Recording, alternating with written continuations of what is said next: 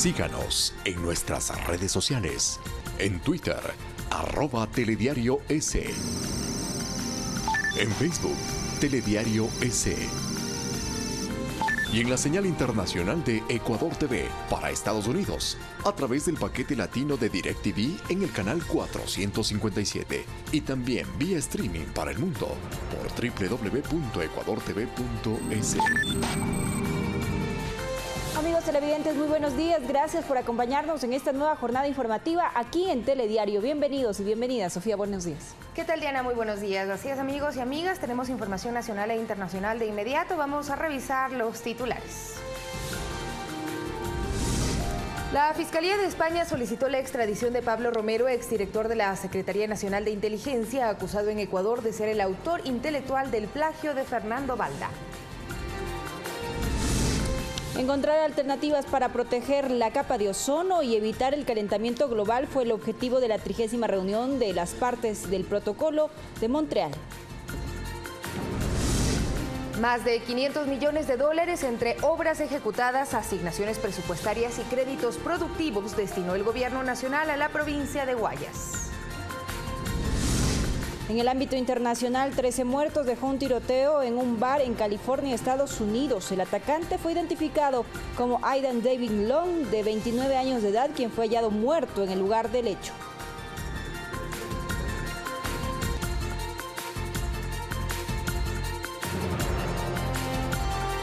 Iniciamos con la información. El presidente de la República, Lenín Moreno, brindó una conferencia en el cierre de la 30ª reunión de las partes del Protocolo de Montreal. El jefe de Estado instó a los 197 países firmantes a que profundicen sus esfuerzos para evitar la contaminación que destruye la capa de ozono. Durante 3 días, representantes de 197 países que forman parte del Tratado de Montreal debatieron en Quito sobre este tema del cual depende el planeta. El presidente Lenín Moreno formó parte del acto de clausura de esta reunión, en la cual describió el compromiso del Ecuador para reducir la contaminación que afecta a la capa de ozono. Nos complace ser anfitriones de este evento porque somos también un gobierno comprometido con la protección del medio ambiente. Nuestra Constitución, como pocas en el mundo, reconoce derechos a la naturaleza. Nuestras acciones hablan por sí solas. Ecuador ratificó el Acuerdo de París y presentó además una iniciativa amazónica. La reunión fomentó el financiamiento no reembolsable de proyectos de reconversión tecnológica amigables con el ambiente. El primer mandatario ecuatoriano instó a los países más desarrollados a apoyar a aquellas naciones pequeñas que se esfuerzan por contribuir en este tema de interés global. Estamos destruyendo la casa en la que vivirán nuestros hijos y nietos. Debemos actuar juntos. Por ello, insto a todos los miembros a continuar apoyando a los países en vías de desarrollo para su correcta aplicación. Y fue enfático en la necesidad de materializar los acuerdos que nacen de este tipo de foros.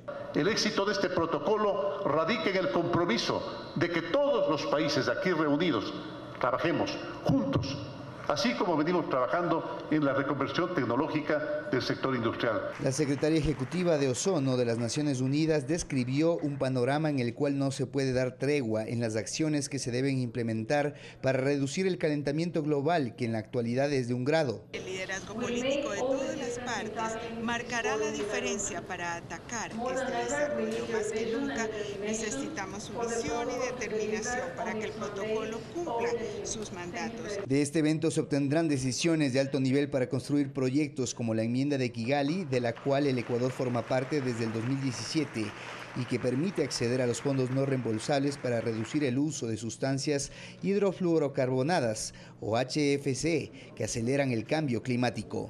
César García, Telediario. Y en otro tema, una comisión determinará si se aplica o no el descuento de $2.76 a las pensiones jubilares por el pago de los décimos y fondo mortuorio a los 496.000 jubilados del país. El gobierno y un sector de este grupo social busca una nueva fórmula para el cálculo de pensiones. Estas fueron 2 de las 3 resoluciones que se acordaron en una reunión de trabajo entre el presidente Moreno y autoridades de gobierno con representantes de la Confederación de Jubilados y Pensionistas de Montepío del Ecuador. Primero, Una comisión determinará la viabilidad o no de eliminar el descuento de $2.76 que reciben los jubilados en su pensión y por la entrega de los décimos y fondo mortuorio. Que lo que hemos conseguido este día es bastante. Tranquilos, compañeros, vamos a detener la reunión, las marchas que teníamos hasta encontrar una solución conjuntamente con el ministro del Trabajo, el director del IES y el Consejo Directivo del IES. Además, está en estudio la búsqueda de una nueva metodología para el cálculo de las pensiones, que no necesariamente parta de la proyección de la inflación anual del Ecuador. Que hoy día la inflación es casi nula y que ese aumento sería insignificante para la mejora de la condición de vida de los jubilados. La diferencia está en la pensión, el de los 400 y el de 2000, pero cuando salimos, ambos nos llamamos jubilados y los dos dejamos de aportar, por lo tanto las mejoras tienen que ser iguales para todos. Para sostener financieramente este tipo de propuestas, para la Seguridad Social le cae como anillo al dedo el incluir en la proforma del próximo año $1.240 millones correspondientes al 40% del aporte de los recursos del Estado para pensiones. Pero lo importante es que esto alivia el fondo de pensiones. El fondo de pensiones se encuentra en un proceso de desinversión para el pago de pensiones del año 2015. Según Rodas, el 2019, con el aporte estatal al sistema de pensiones, está garantizado el pago normal de pensiones y demás prestaciones a los asegurados del IES. Javier Ceballos, Telediario. Y el gobierno nacional durante el 2018 entregó a la provincia de Guayas más de $500 millones destinados para obras, asignaciones presupuestarias y créditos productivos. Sin embargo, desde la prefectura provincial, su titular asegura que son necesarios más recursos. Este 8 de noviembre, Guayas cumplió 198 años de creación. Mediante un mensaje transmitido en radio y televisión, el presidente de la República, Lenín Moreno, destacó el sitial que ocupa la provincia en el contexto económico nacional. Solo para 2018 hemos destinado para esta importante provincia $370 millones y por las asignaciones de ley, que siempre hay, entregamos 150 millones más. El jefe de Estado indicó que el mayor rubro estatal destinado corresponde a préstamos para inversión en obra pública y créditos productivos. En este último sector, los montos entregados por Banecuador y la Corporación Financiera Nacional bordean los $460 millones.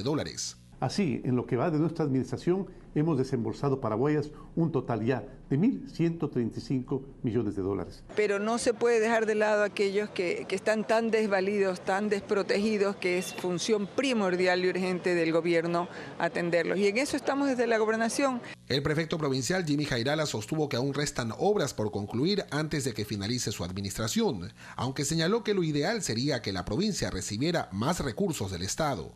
Guayas ha vivido permanentemente ajustándose los cinturones porque no somos una institución que recauda, no cobramos impuestos, tasas, más bien subsidiamos en el caso del peaje. Esas declaraciones se dieron en el marco de un acto cívico al pie de la columna de los próceres en el centro de Guayaquil, mediante el cual las autoridades locales conmemoraron un año más de creación de la provincia del Guayas. César Eduarte, Telediario. Y en el caso Balda, la Fiscalía de España presentó una solicitud de extradición para el exdirector de la Secretaría Nacional de Inteligencia, Pablo Romero, acusado en Ecuador de ser el autor intelectual del plagio a Fernando Balda. Según el documento revelado este jueves, la Fiscalía de España accedió a tramitar la solicitud de Ecuador para que se extradite a Pablo Romero, exdirector de la Secretaría Nacional de Inteligencia, contra quien se formularon cargos por el presunto plagio de Fernando Balda en Bogotá, Colombia, en 2012. Según el abogado de Balda, Felipe Rodríguez, la motivación de la resolución demuestra que se cumplen los requisitos para el proceso. Para la Fiscalía Española hay elementos para extraditar a Pablo Romero y así consta en el documento. Dependerá ya de un juez que tendrá que conocer el caso, que tengo entendido desde el mismo juez que le puso ya medidas cautelares de presentaciones periódicas. Stalin Oviedo, abogado de Pablo Romero en Ecuador, dijo que este documento no es público y acusó a la embajada ecuatoriana de filtrarlo. Aseguró que la defensa no ha sido notificada. Viene un señalamiento de día y hora de una audiencia de extradición, de juicio de extradición, en la cual se tiene que haber un debate probatorio, una teoría del caso. De esa audiencia habrá una resolución. La resolución es sujeta a una apelación. Puede tardar años o muchos meses. Rodríguez, por su parte, cree que en aproximadamente 2 meses se tendría a Romero en el país y se podrá iniciar su juzgamiento. Estaríamos perfectos para que el juzgamiento sea contra Pablo Romero, Chicaiza y Falcón. También se pronunció la ministra del Interior, María Paula Romo, quien aseguró que el gobierno ecuatoriano será respetuoso de las decisiones que tome la justicia española. La justicia ecuatoriana requiere a una persona, la justicia española decide, ¿no es cierto?, que esta persona puede comparecer o que debe comparecer ante la justicia de otro país, y las policías de los respectivos países lo que hacen es cumplir las órdenes de la justicia. Actualmente Romero tiene orden de presentaciones periódicas ante la justicia española, mientras su defensa busca que se le conceda asilo político, lo cual no ha sido considerado aún por el país ibérico. Sofía Montoya, Telediario. 6 de la mañana con 10 minutos, mientras el activista político Fernando Balda se refirió a la decisión de España de acceder al pedido de Ecuador para extraditar a Pablo Romero. Creo que es un poco más difícil en el tema. La Fiscalía Española considera que todo lo actuado en Ecuador es absolutamente legal para la extradición del exsecretario nacional de Inteligencia Pablo Romero Quesada. Con esto además se desvirtúa una noticia o tal vez un rumor que se generó en días pasados con respecto a que el Ecuador habría quedado fuera del proceso de extradición de Pablo Romero Quesada. Con este documento se certifica que esto no es así, que el Ecuador sigue siendo parte del proceso y el pedido de extradición a Pablo Romero Quesada. Y la compañía china fabricante de los grilletes electrónicos ratificó que su plataforma tecnológica con la que opera los dispositivos existentes en Ecuador funciona sin problemas. Además, confirmó que el aparato que portaba Fernando Alvarado funcionaba perfectamente en el momento de su fuga. Desde la empresa estatal china CEIEC, sus directivos aclaran que no es de su responsabilidad el monitoreo de los 4.000 dispositivos de vigilancia electrónica que fueron adquiridos por el Ministerio de Justicia en 2016. Nosotros somos el proveedor del sistema y de los dispositivos de vigilancia electrónica. Garantizamos de que tecnológicamente funcione bien el sistema y los dispositivos. La parte operativa no está en nuestra cancha. La compañía no ha podido revisar el dispositivo que usaba Fernando Alvarado, pues permanece bajo custodia de la Fiscalía, pero que en el sistema constan 234 alertas de manipulación o forcejeo. Sin embargo, tras una pericia policial al brazalete, se determinó que se encontraba en perfecto estado y sin rastros de haber sido forzado. Si es que usted sin una orden judicial trata de sacar esto o trata de manipular, cortar, así que el dispositivo va a detectar enseguida y la señal se emite enseguida y en el centro de monitoreo se puede recibir. En la parte tecnológica no hubo ninguna falla o no hubo ninguna avería del equipo, entonces no tiene por qué terminar el contrato, porque de nuestra parte, nuestra obligación contractual es mantener o garantizar el buen funcionamiento del sistema. De los 4.000 dispositivos de vigilancia electrónica adquiridos en 2016, 2.300 están siendo utilizados. César Eduarte, Telediario. 6 de la mañana con 13 minutos, mayoría calificada. Esto significa que las 2/3 partes del Pleno se necesitarán para destituir a Sofía Espín y Norma Vallejo. 91 votos serán necesarios si se quiere destituir a las legisladoras Sofía Espín y Norma Vallejo.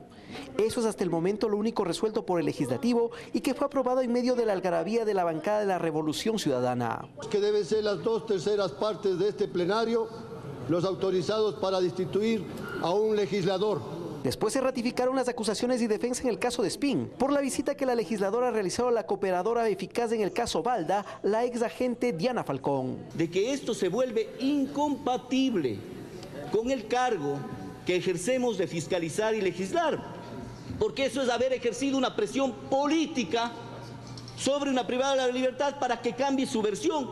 Entiendo que muchos asambleístas piensan que cometí un error.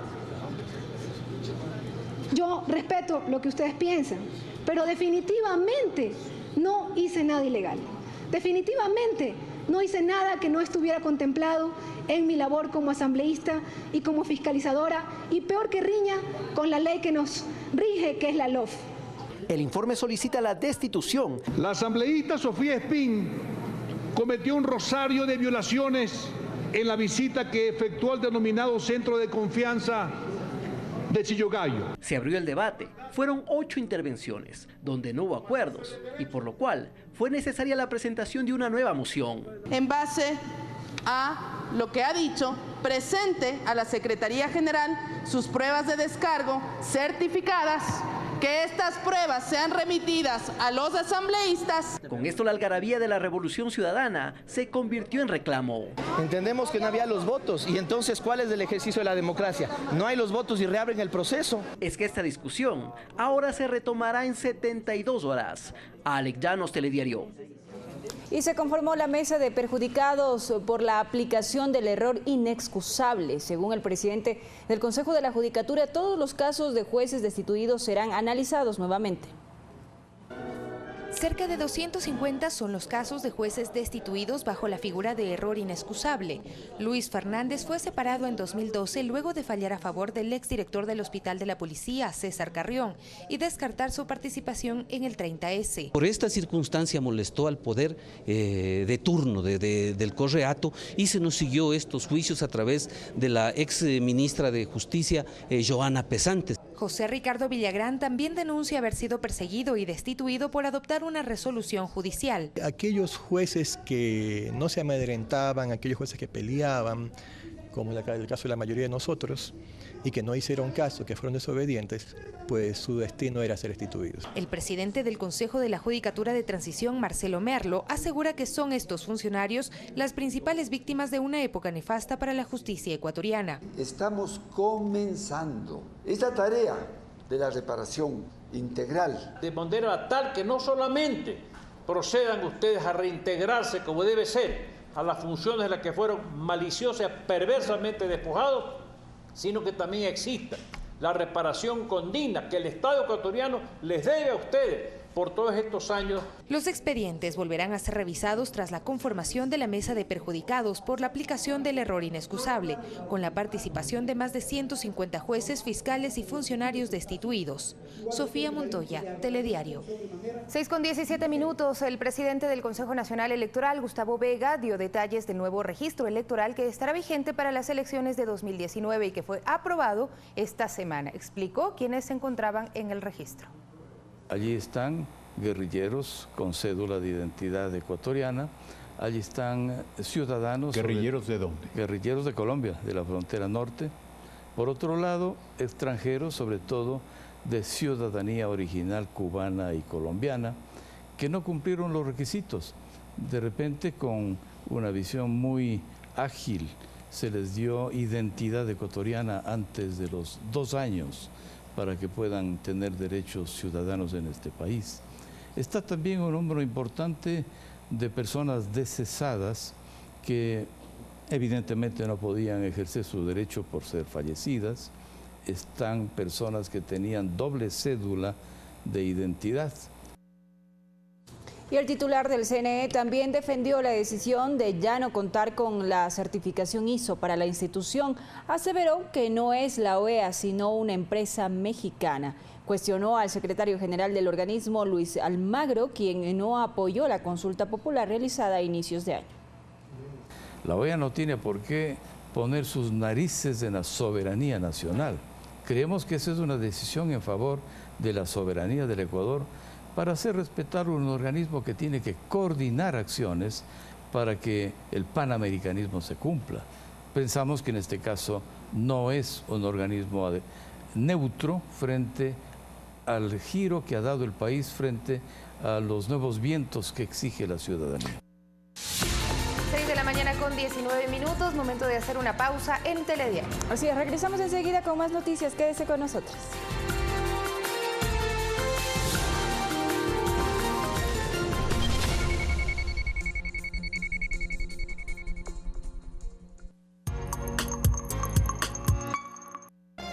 Hoy, ATES persigue a Eje. ¡Ten cuidado, ATES, un camión! Quizás lo último que vea sea tu cara. Dime que me amas. Zainet quiere hablar con Eje. Eje, esto no puede continuar así, tenemos que hablar. No es el momento. No estoy diciendo que ahora mismo, esta noche. Mi último deseo. Hoy, 21 horas, por Ecuador TV. Después de 43 años, se ejecuta el Plan de Recuperación Vial Integral. Rompiendo barreras en nuestras calles y avenidas. 60 kilómetros de reasfaltado. Ahora el espacio público es un lugar más seguro. Nuestras obras son palabra cumplida. Alcaldía de Riobamba. Un negocio devastador. Conflictos, conspiraciones y una lucha desesperada por salvar a los elefantes. Ivory Wars.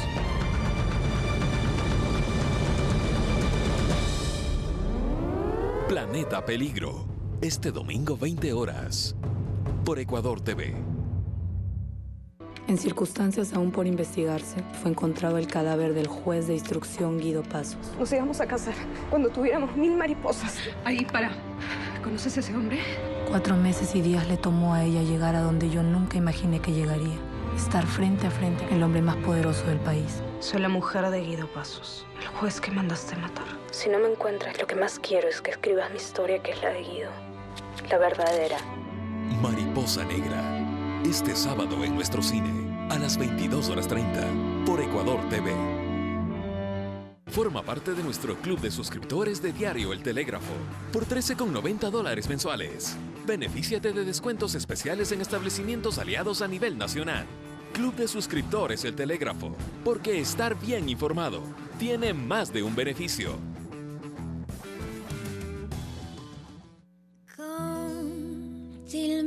Hola, soy Manu Mora y los invito a conocer otra faceta de mi vida en Esta es mi canción. Los espero.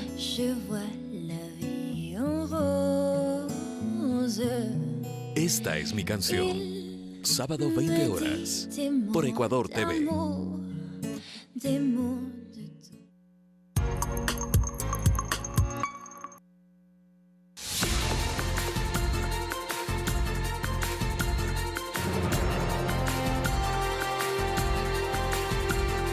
Estamos de regreso en Telediario. En Quito se debaten estrategias para reducir la pobreza y estimular el desarrollo en el marco de un seminario internacional. En el evento se destacó la importancia de las transferencias monetarias y pisos de protección social.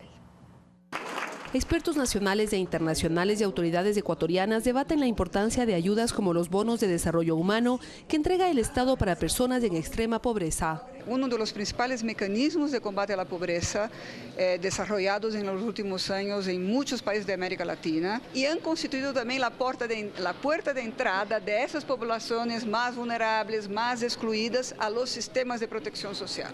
El representante de UNICEF indicó que la pobreza en Ecuador se redujo de 2006 a 2017 en 12 puntos porcentuales, pero dijo que falta mucho por hacer, sobre todo por la niñez. Este es un caso, por ejemplo, de la desnutrición infantil, que no ha descendido tanto como debiera en relación a otros avances sociales que ha alcanzado el país.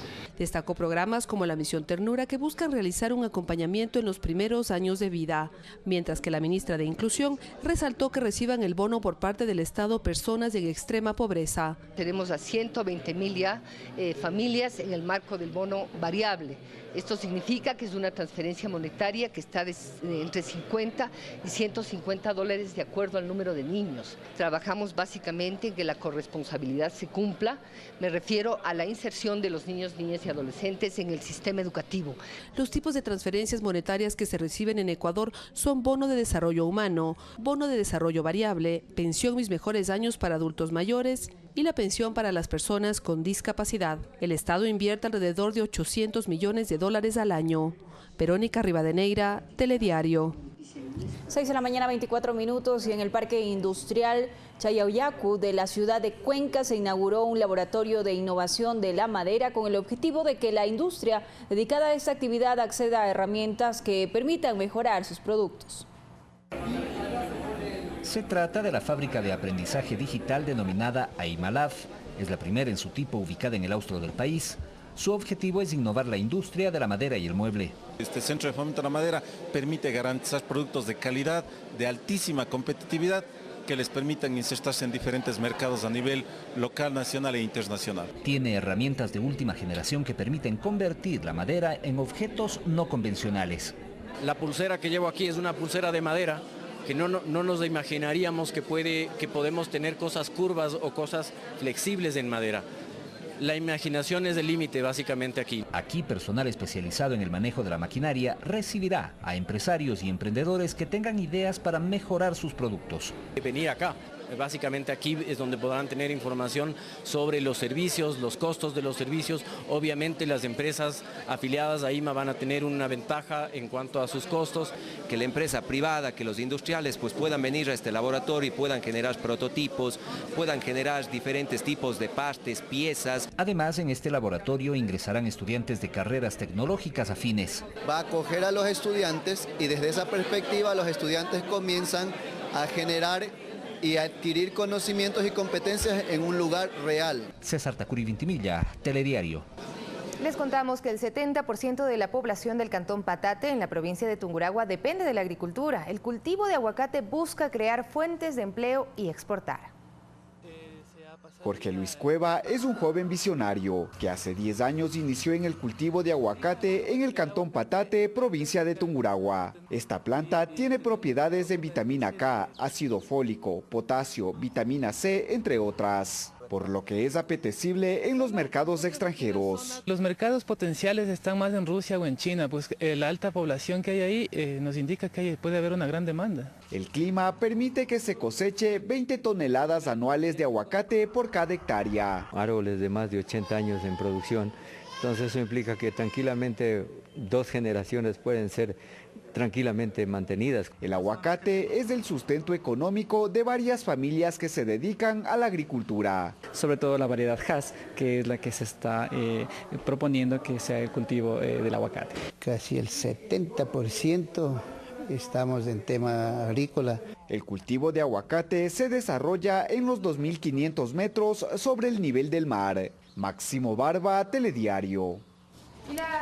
Y la Agencia de Regulación y Control Fitosanitario levantó la medida que prohibía la movilización de caballos en eventos de concentración masiva, como rodeos montubios y cabalgatas. Según Agrocalidad, el riesgo de contagios por influenza equina ha disminuido. Sin embargo, los ganaderos deberán presentar el certificado zoosanitario de movilización interna de animales con diagnóstico negativo de anemia infecciosa equina. En caso de que los animales presenten síntomas respiratorios, se deberá notificar a las autoridades competentes para aplicar las medidas respectivas. Han bajado las notificaciones de la enfermedad y la cura epidemiológica a nivel nacional da a entender que está controlada la enfermedad. Nosotros con ellos hemos socializado las medidas para que tener el aporte, el apoyo de ellos, tanto como tendencias políticas o intendentes políticos, intendentes de policía, para que nos ayuden a tener un mayor control de estos eventos, que únicamente se den los eventos con la autorización de Agrocalidad. 6 de la mañana con 28 minutos. La ampliación de la vía Riobamba-Ambato se ejecutará en 2 fases. Ya se firmó el contrato para la obra. El Ministerio de Obras Públicas y la empresa Panavial firmaron el contrato para iniciar la primera etapa de la ampliación de la vía Riobamba-Ambato, con un desembolso de 10 millones para la obra física y 2 para la expropiación de tierras. Todos quienes nos movilizamos, conductores, transportistas, que necesitamos esta vía, la ampliación. Las autoridades de Chimborazo y Tungurahua consideran que esta obra aportará al desarrollo de la zona centro del país.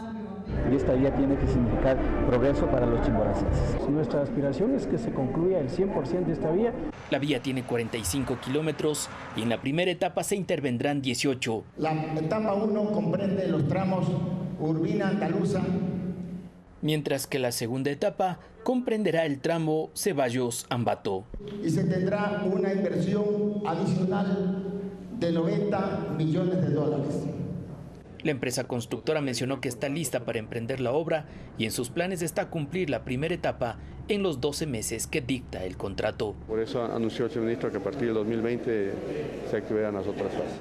Gonzalo Parra, Telediario.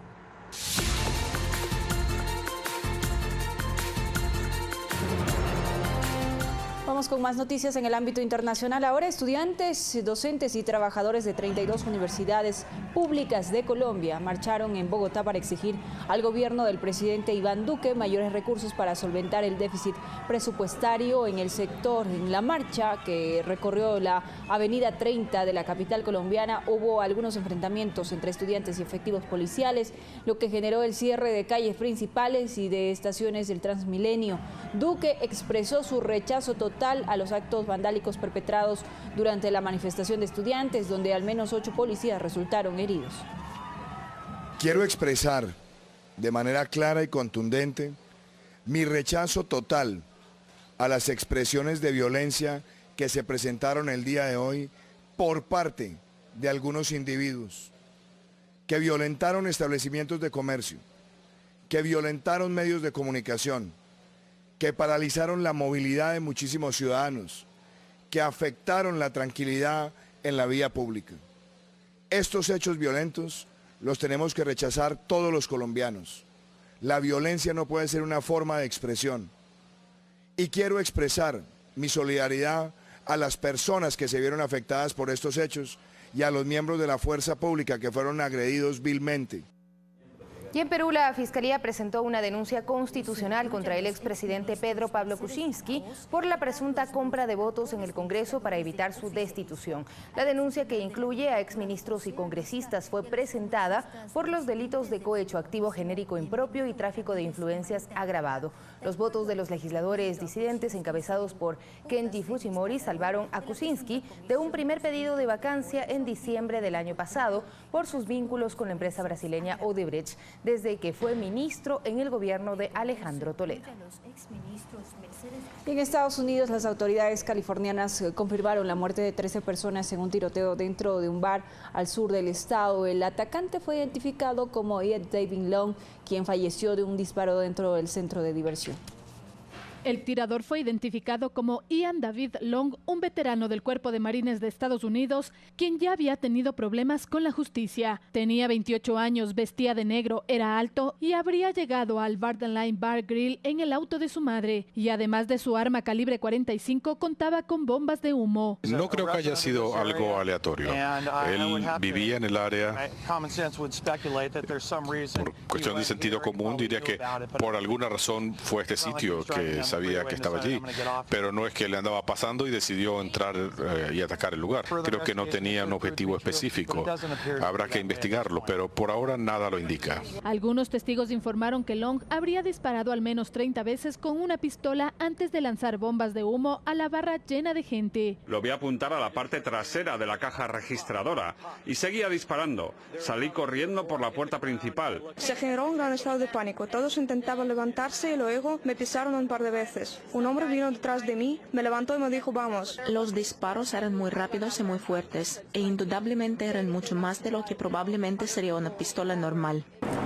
Según el último reporte de la policía, al menos 12 personas murieron en el tiroteo en el abarrotado bar situado en la localidad de Towson House, donde se habría organizado un evento para estudiantes universitarios. El presidente Donald Trump indicó que fue informado sobre el terrible tiroteo en California. Además, valoró lo hecho por la policía. Agradeció al uniformado, quien recibió varios disparos y murió en el hospital una hora después, y bendijo a todas las víctimas y sus familias. La tenencia de armas es un problema de extrema gravedad en Estados Unidos. En 2017 murieron 15.549 personas por arma de fuego y a finales del mes pasado 11 personas murieron en una sinagoga en un ataque antisemita en Pittsburgh, Pensilvania. Fernanda de la Bastida, Telediario. Y en horas de la noche, familiares y amigos de las víctimas, sin consuelo ni respuestas lógicas ante la tragedia, realizaron una vigilia. La ciudad de Thousand Oaks, en el sur de California, hoy trata de sobreponerse a la masacre. También se rindió un homenaje al sargento Ron Helus, quien falleció por los disparos del atacante cuando acudió al lugar de la emergencia. Ciudadanos y compañeros de Helus formaron una emotiva procesión para escoltar su cuerpo. Mientras que en Australia una persona murió y otras 2 están hospitalizadas después de que un hombre las apuñalara en una concurrida calle de la ciudad de Melbourne. Un portavoz de la policía confirmó que disparó contra el supuesto atacante en el pecho y este se encuentra grave en el hospital.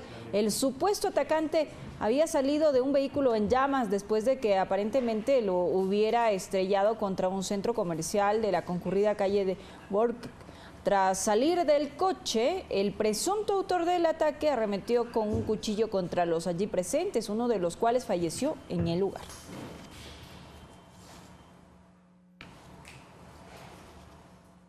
Así el mundo, son las 6 de la mañana con 35 minutos, es momento de cambiar de tema y dirigirnos a los deportes. Chobo Álvarez está con nosotros y pues nos trae buenas noticias. Así es, ¿qué sucede en el ámbito deportivo, mi querido Chobo? Buenos días. Hola Diana, Sofi, ¿cómo están? Buen viernes para las dos.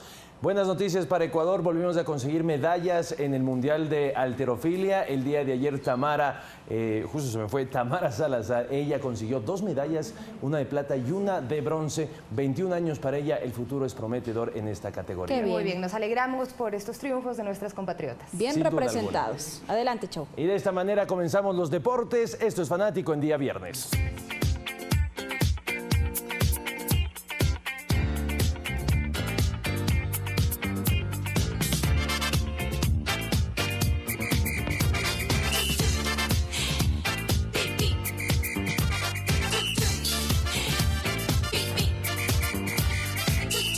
Así es, tiempo de deportes en la pantalla de Ecuador TV y arrancamos con buenas noticias. El día de ayer Tamara Salazar consiguió una nueva alegría para el Ecuador en el Mundial de Halterofilia que se está disputando en Turkmenistán, allá en Asia. La pesista ecuatoriana logró la medalla de plata y bronce en este mundial de la disciplina de levantamiento de pesas, el cual sigue dando alegrías a nuestro país. Ayer por la mañana, Tamara Salazar logró plata en envión y bronce en el total de la categoría 81 kilogramos durante el Campeonato Mundial de Pesas que se desarrolla en Ashgabat, allá en Turkmenistán. Ella estableció un récord total de 242 kilogramos, luego de levantar 105 kilogramos en arranque y 137 en envión, ubicándose de esta manera detrás de la española Valentina Pérez, que se quedó con el primer lugar, y de Nueva Daira de Bielorrusia, que se quedó con el segundo lugar. Además, Tamara Salazar logró ubicarse en el primer lugar del continente americano con ese peso levantado en su categoría. Cabe señalar que en este Campeonato Mundial Absoluto de Levantamiento de Pesas se está compitiendo con nuevas divisiones de peso, razón por la cual Salazar pasó de 75 kilogramos a la categoría de 81 kilogramos, siendo esta una de las divisiones que no están convocadas a los Juegos Olímpicos de Tokio 2020. A día seguido, más emoción y buenas noticias para Ecuador en el Mundial de Halterofilia. El día de hoy compiten más atletas ecuatorianos y esperamos que tengan la mejor de las suertes. Dejamos el tema del levantamiento de pesas y nos metemos con el campeonato nacional. El día de ayer, Jacinto Bonilla, miembro del equipo de Fanático, tuvo una exclusiva con Rodrigo Paz Delgado, el presidente vitalicio de Liga de Quito, y esto fue lo que nos dijo.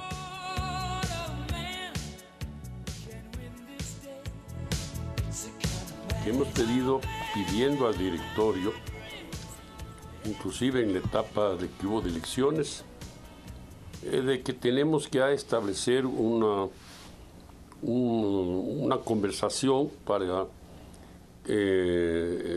decidir sobre algunos puntos que están pendientes. El estadio, que lo maneja ProEstadio, el asunto de las cuentas entre la comisión y el directorio para saber exactamente cómo está. Y luego la situación en que está el equipo de fútbol, porque nos interesaba sobre todo que el equipo de fútbol, sus jugadores, estén tranquilos para que puedan terminar el campeonato sin problema. Esto ha venido diluyendo el pretexto que ha tenido el presidente, el director, de decir que hay que...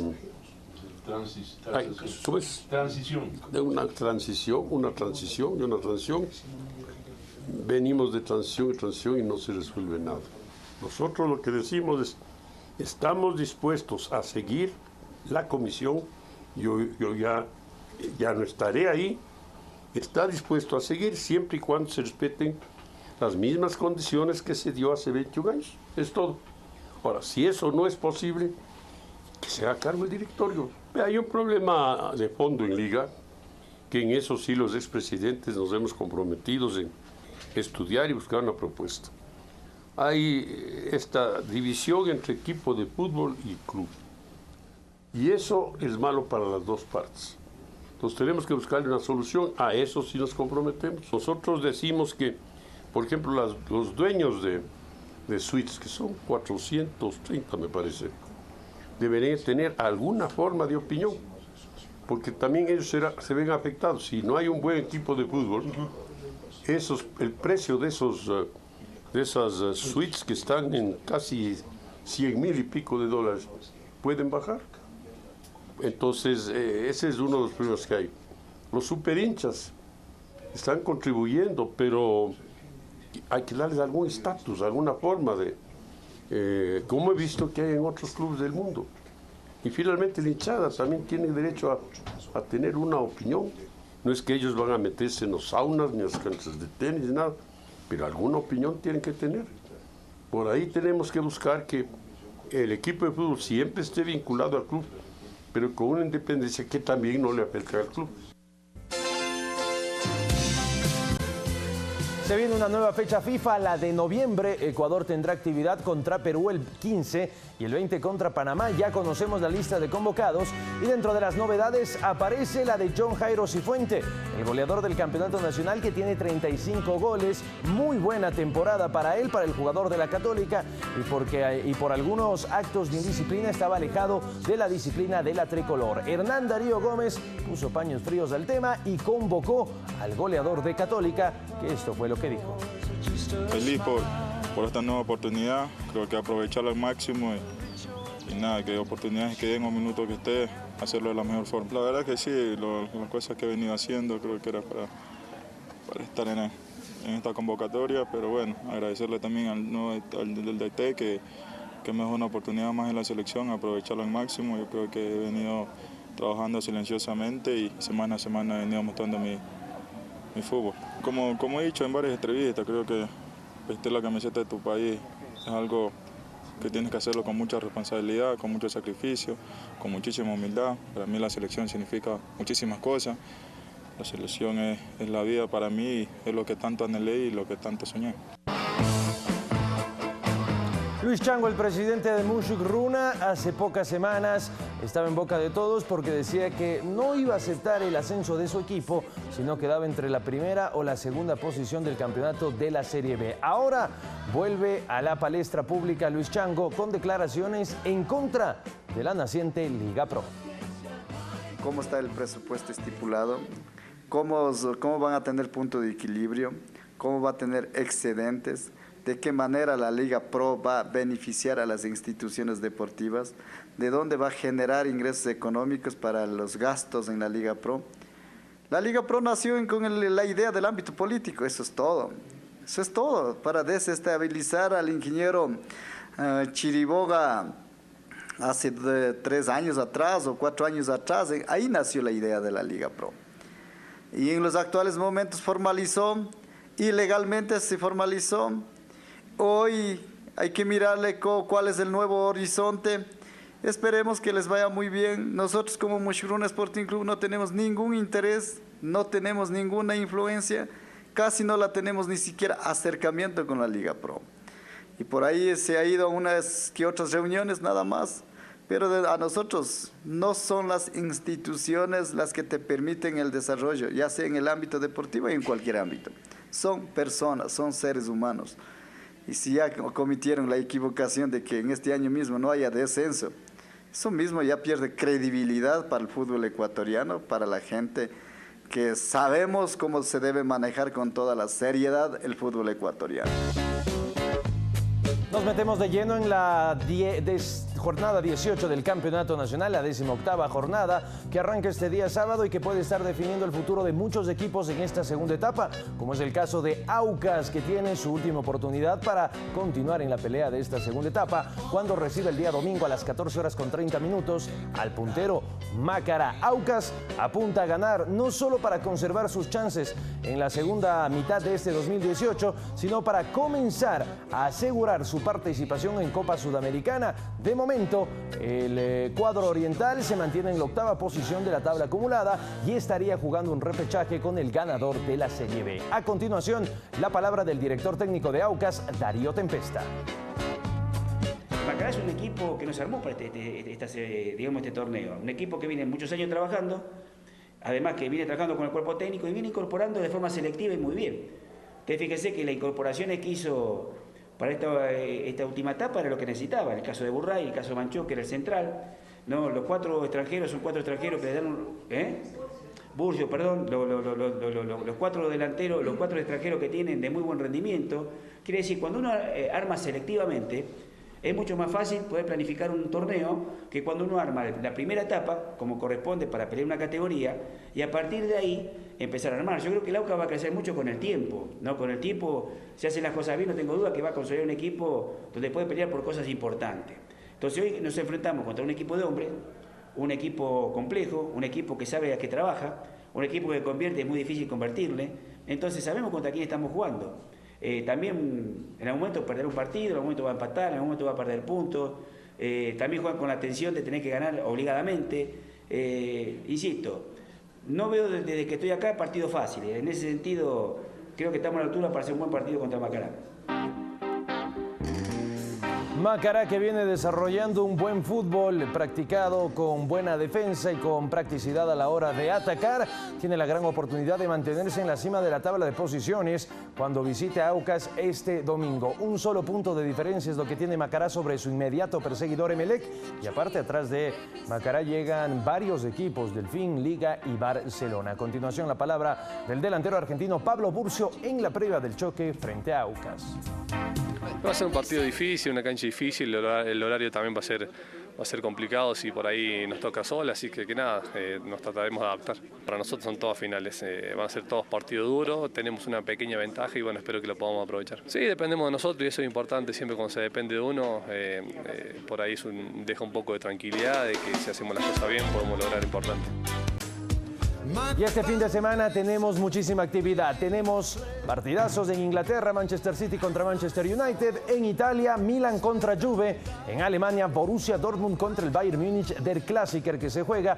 Y qué hablar de la final de la Copa Libertadores de América este sábado a las 15 horas, hora Ecuador, 17 horas de la Argentina. Boca Juniors recibe en la Bombonera a River Plate. Les dejo el datito. River Plate y Boca han jugado 3 veces en este 2018, 3 victorias para el cuadro millonario de River Plate, el equipo que dirige Marcelo Gallardo, y con la particularidad que Boca en el 2018 no le ha podido marcar a River. Buscará romper esta mala racha en la final de ida de la Copa Libertadores de América. Eso es todo el tiempo que tenemos en Fanático, pero ya llega Eduardo Califé y Primera Impresión. Que tengan un muy buen fin de semana.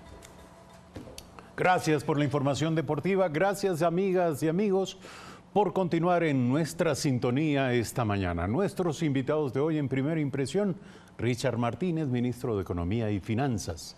La proforma presupuestaria para el 2019, el enfoque de los gastos del Estado y sus recortes, a qué áreas afectan, pero también la polémica en torno a la deficitaria ejecución presupuestaria del año 2018, a juzgar por el informe sobre el primer semestre del año. Temas que abordaremos con nuestro invitado. Además, Susana Soto, directora de la organización Abriendo Datos de Costa Rica. Sabremos sobre la experiencia de su país en cuanto al llamado gobierno abierto y en qué medida Ecuador puede emprender en un plan de transparencia que implique el alcance de las metas de esta filosofía del gobierno abierto. Hablaremos con ella a propósito de un evento sobre este tema realizado en la ciudad de Quito. Y finalmente Edgar Alan García, director del Plan Nacional del Libro y la Lectura 2018, que nos trae la 11ª Feria Internacional del Libro y la Lectura de la ciudad de Quito, que está muy pronto muy pronta a abrir sus puertas. Lo sabremos más adelante con nuestro invitado. Temas e invitados de esta mañana en Primera Impresión. Buenos días.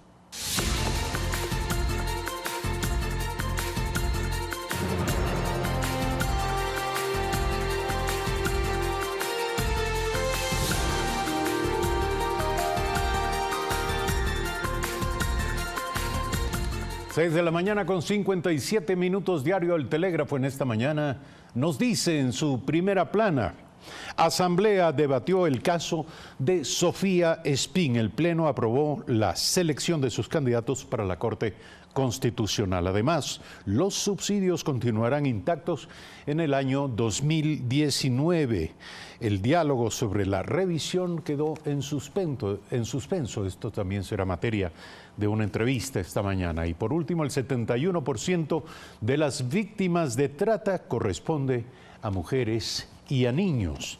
215 ciudadanos fueron detenidos por este delito entre los años 2010 y 2017, mientras que 380 personas fueron rescatadas por la policía. Esto nos dice Diario El Telégrafo en esta mañana. Y a propósito de Diario El Telégrafo, a muy poco en la jornada de ayer, de darse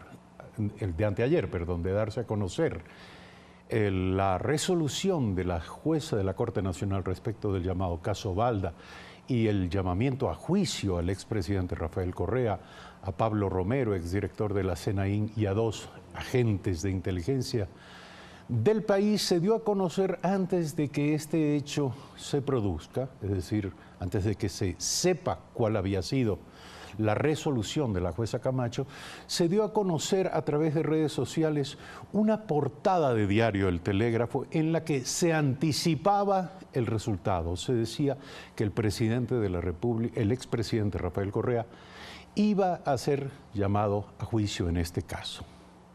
Esta información a través de redes sociales fue utilizada para afirmar que Diario El Telégrafo habría estado implicado en una suerte de complot junto con la jueza, que habría a su vez anticipado su decisión a este medio de comunicación, y que todo esto probaría la existencia de un complot en contra del expresidente Rafael Correa.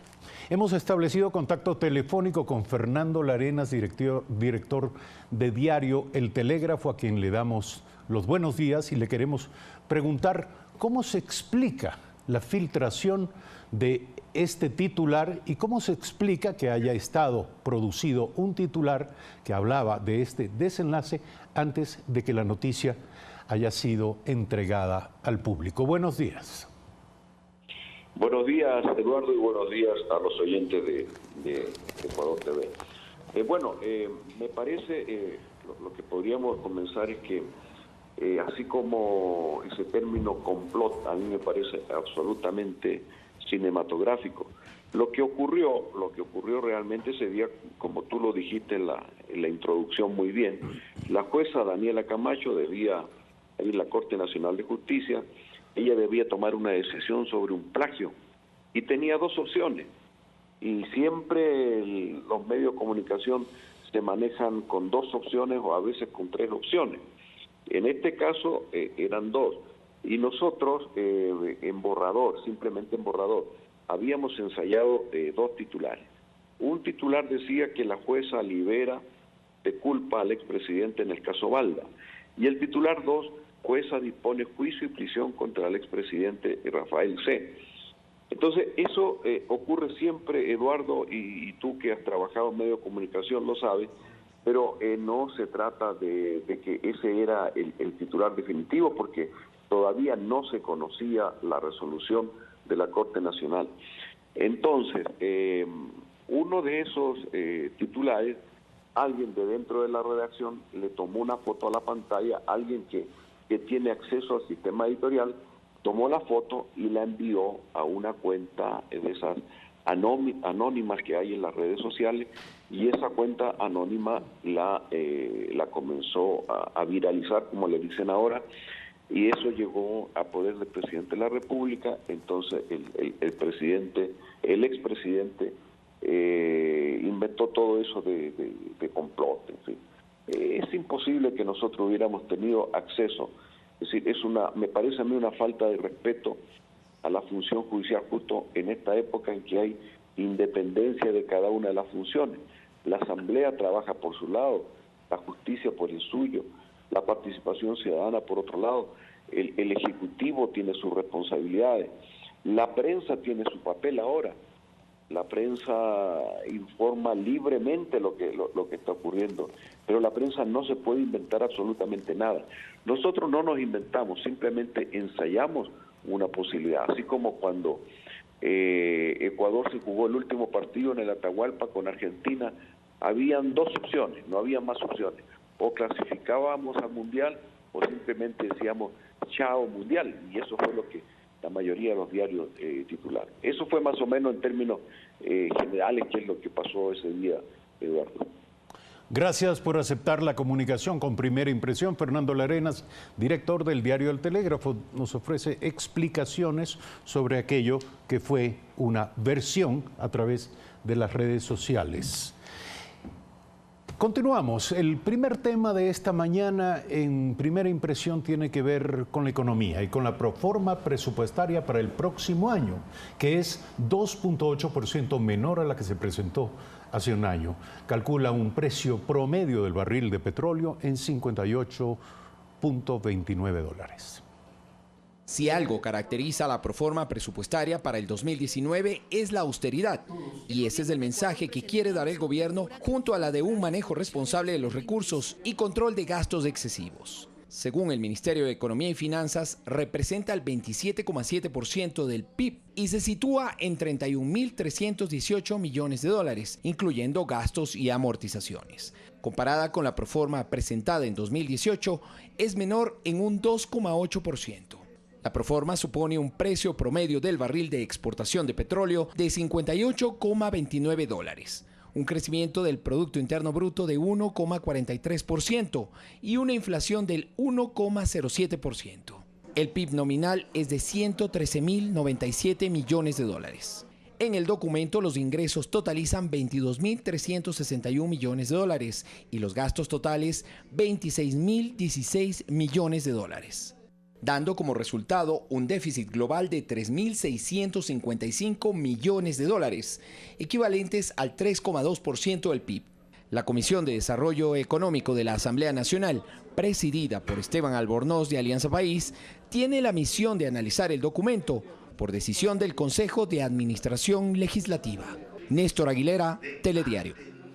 7 de la mañana con 5 minutos. Nuestro invitado, el ministro de Economía y Finanzas, Richard Martínez. Buenos días. Ministro, buenos días. ¿Cuáles son los principales enfoques de la proforma presupuestaria del 2019? Gracias, Eduardo. Me gustaría reiterar algo que hemos venido comunicando a la ciudadanía en estos días, y es que el presupuesto general del Estado es un instrumento sobre la base de una visión de desarrollo y como tal tiene que acoplarse a esa visión. ¿Cuál es esa visión? Esa visión trazada por el presidente de la República es una visión en la que queremos un Estado más austero, en la que queremos un Estado que tenga el tamaño justo para servir a las demandas sociales y para garantizar a los más pobres que no estén desprotegidos, y que de esa manera pueda ser mucho más ágil, mucho más eficiente, que acompañe al sector privado a generar los negocios y los empleos que se requieren. Y cuando me refiero al sector privado estoy hablando del microempresario, del microemprendimiento, del pequeño emprendedor, para que no tenga tantas cargas, tantas regulaciones, tantos obstáculos. Entonces, eso es importante porque nos permite ir transitando de un modelo de desarrollo donde el Estado era el protagonista a un modelo de desarrollo sostenible donde buscamos que el sector privado sea el protagonista en términos de generación de crecimiento económico. Ahora, la complementariedad entre el sector público y el sector privado es extremadamente importante. No hay ningún país del mundo donde el sector público haya podido jalar la economía de manera indefinida, eso no es sostenible, y tampoco uno donde solamente el sector privado sin un sector público que acompañe y atienda las demandas sociales haya podido ser exitoso. Entonces estamos en ese proceso de traslado de un modelo de desarrollo a otro, otro. Y en el enfoque del presupuesto general del Estado, ya atendiendo a su pregunta, estimado Eduardo, lo que buscamos es generar mucha más eficiencia, ¿no? Y también cumplir con temas de índole legal, constitucional, que se venían incumpliendo. Por ejemplo, en el caso del 40% del pago a la seguridad social de las pensiones jubilares, son 1.240 millones que el Estado va a volver a pagar. Esto se dejó de pagar hace un par de años, cuando entró en vigencia la Ley de Justicia Laboral. La Corte Constitucional este año dijo, señores, esto hay que pagarlo porque fue ilegal la reforma fue inconstitucional la reforma que se hizo, y bueno, a partir del próximo año estamos ya incorporando ese valor.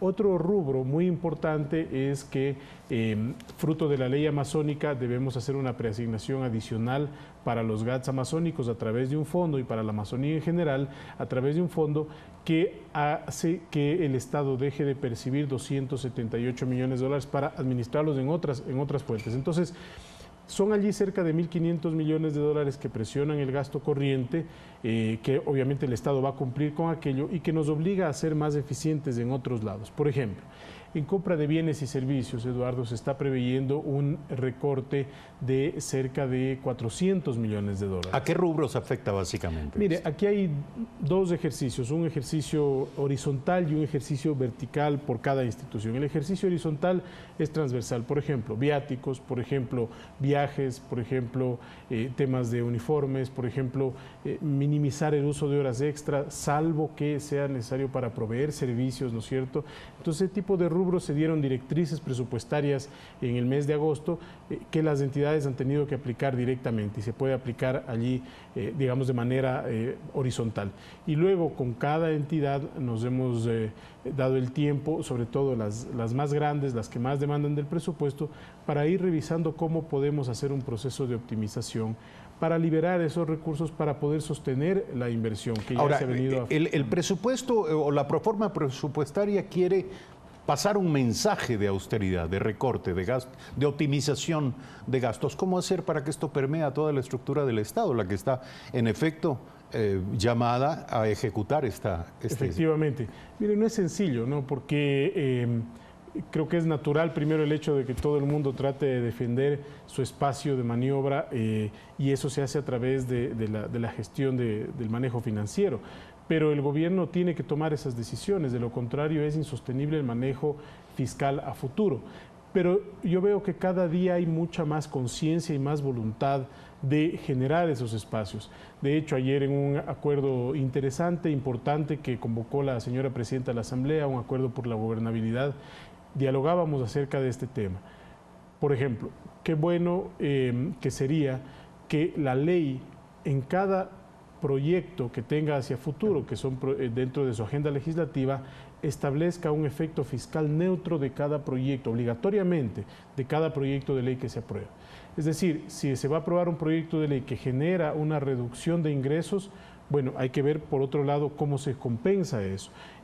O si es un proyecto de ley que incrementa los gastos en los que tiene que incurrir el gobierno, entonces tiene que dar otra fuente para mantener un efecto fiscal neutro. Es decir, se mantiene aquello de que los asambleístas suelen aprobar cosas pero no tomar nota de las consecuencias en materia financiera.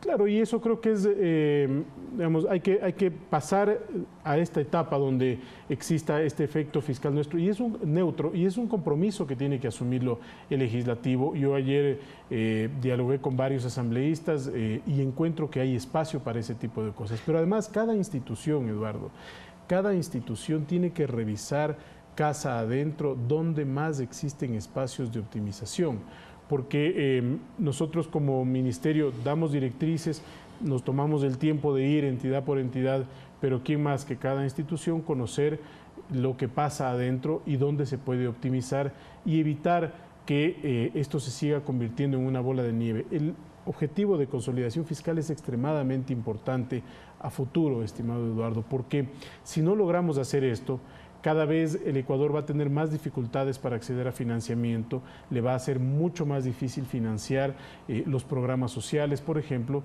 y lo más probable es que le dejemos a las futuras generaciones, y no tan alargado en el tiempo, decisiones duras que tengan que enfrentar, porque se van a topar con un déficit completamente desfinanciado, se van a topar con una economía que ya no alcanza y tiene otra realidad, y estamos haciendo lo responsable en este momento para evitar que eso suceda. Ahora, ministro, hay ciertos gastos que no parecen tan prescindibles y sobre los cuales también se aplican recortes. Por ejemplo, entendemos que hay 4 universidades que han sufrido una merma en sus ingresos. ¿Por qué se traslada este costo, esta política de restricción a la educación superior? Mire, allí el día de hoy habrá una cita con las universidades en Riobamba. El equipo del Ministerio y CENESID están acudiendo porque hay ciertos temas que tienen que debatirse ya con mucha técnica de por medio. En el caso de algunas universidades, lo que se ha hecho, no se ha reducido el fondo total que establece la ley, el FOPEDEUPO, ¿no es cierto?, para asignación de las universidades. Eso es intacto porque por ley se tiene que preasignar. Lo que se ha ido es revisando universidad por universidad donde hay saldos que no se logran ejecutar, y esos saldos que van siendo históricos, si se quiere, ya irlos reduciendo, porque es un tema de eficiencia al final del día. Ahora, los saldos que se tienen este año se van a ejecutar en el 2019, pero es irle dando un sentido de eficiencia, porque usted también decía, Eduardo, cada sector tiene su realidad.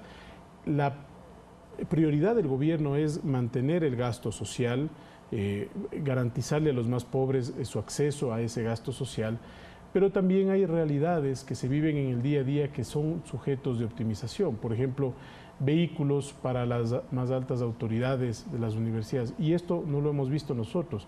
Son docentes que se acercan, docentes universitarios que nos comentan este tipo de cosas, también trabajadores del área administrativa que ven este tipo de prácticas en un momento de austeridad que son efectivamente las que no deberían darse. Entonces, por eso el llamado importante es a revisar dentro de cada sector, porque si cada entidad prioriza los gastos, este momento hay que gastar estrictamente lo necesario y en aquello que genere, Eduardo, retorno social.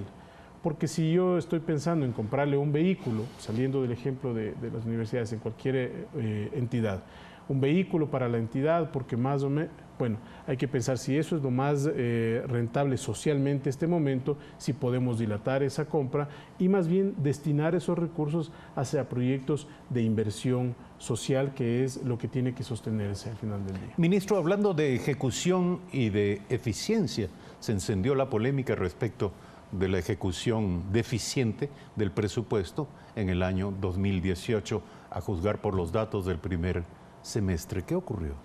Mire, creo que es importante evaluar primero la temporalidad, Eduardo, y segundo, cómo a final de año esto va tomando otro matiz, porque se compararon los datos hasta junio, entonces se comparó un nivel de ejecución del Plan Anual de Inversiones que naturalmente tiene que seguirse ejecutando hasta final de año. No sucede lo mismo con el gasto corriente. Si uno compara los datos de gasto corriente, digamos, una entidad, sueldos y salarios no se pueden dejar de pagar, entonces el nivel de ejecución allí es muy alto. Claro, si comparamos, entonces tenemos que hacer comparaciones temporales que nos permitan medir ese nivel de eficiencia.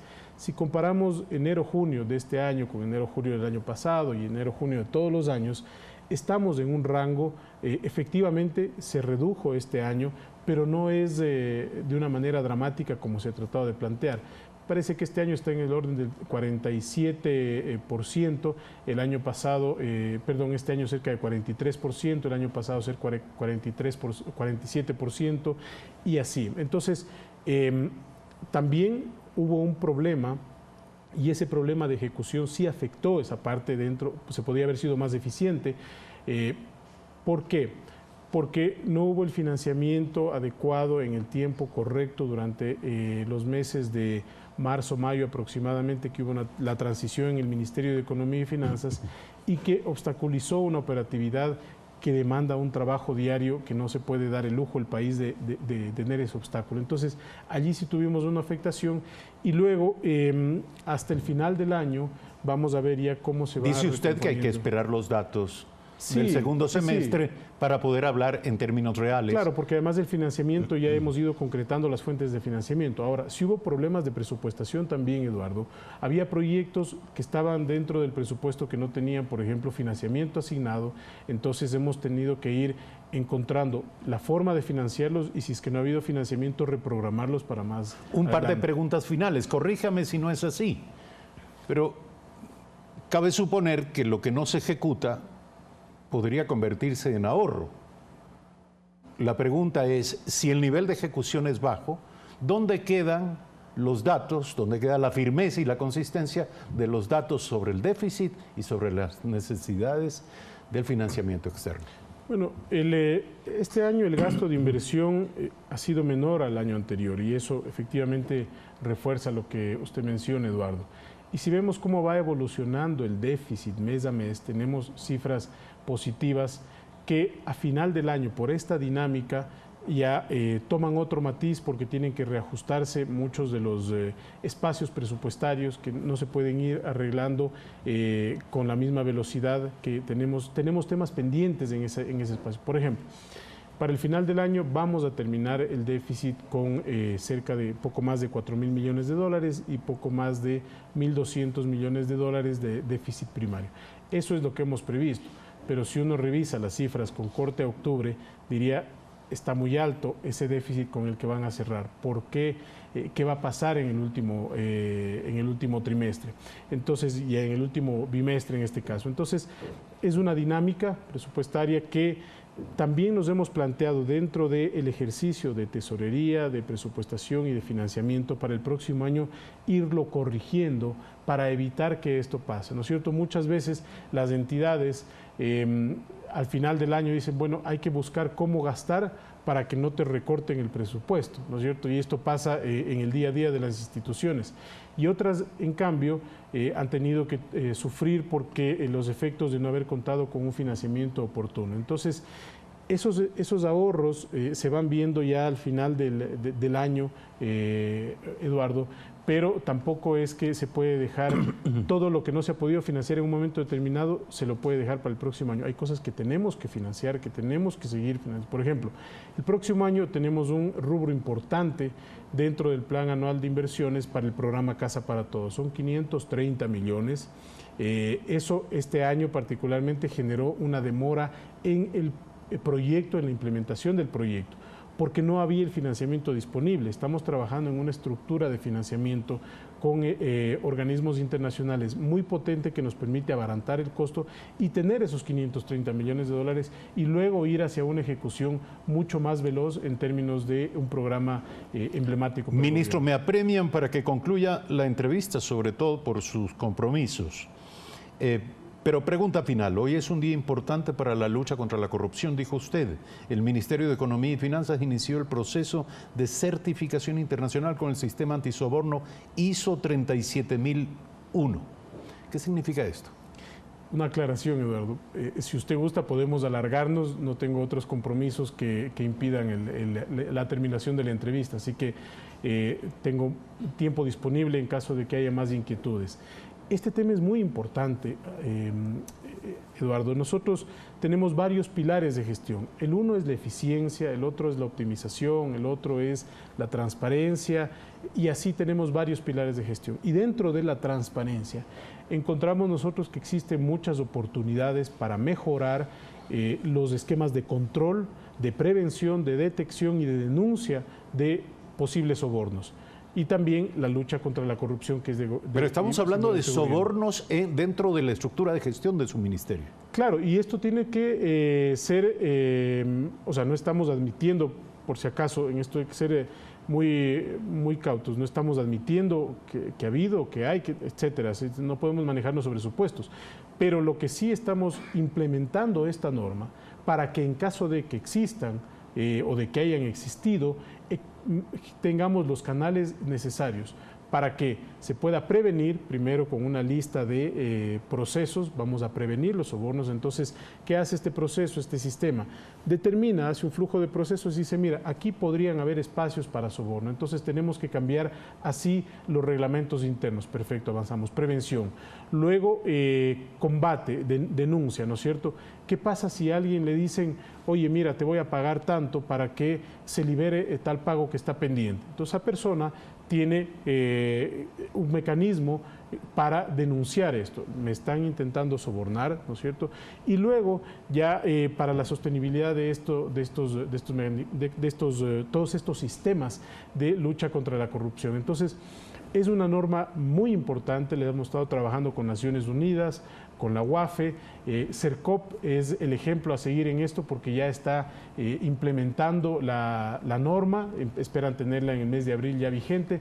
Nosotros también, dada la experiencia de CERCOP, estamos acelerando y checando todos esos procesos para tenerlo en abril. Entonces, es una norma que en nuestra opinión debería existir en todas las entidades del sector público, pero no solo del sector público.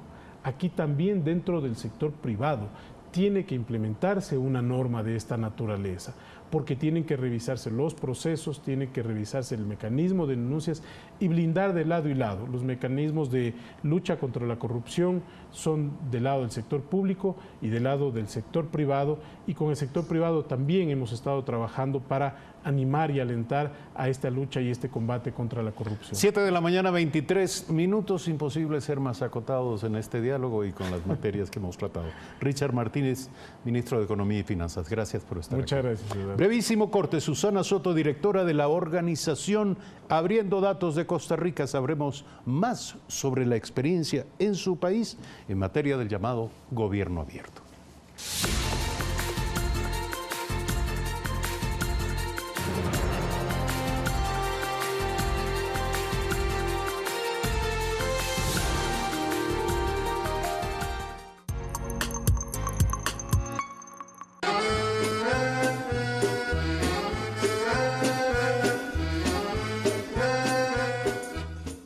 11 días, más de 1.500 artistas, en el escenario vivo más grande del país. Festival Internacional de Artes Vivas Loja 2018.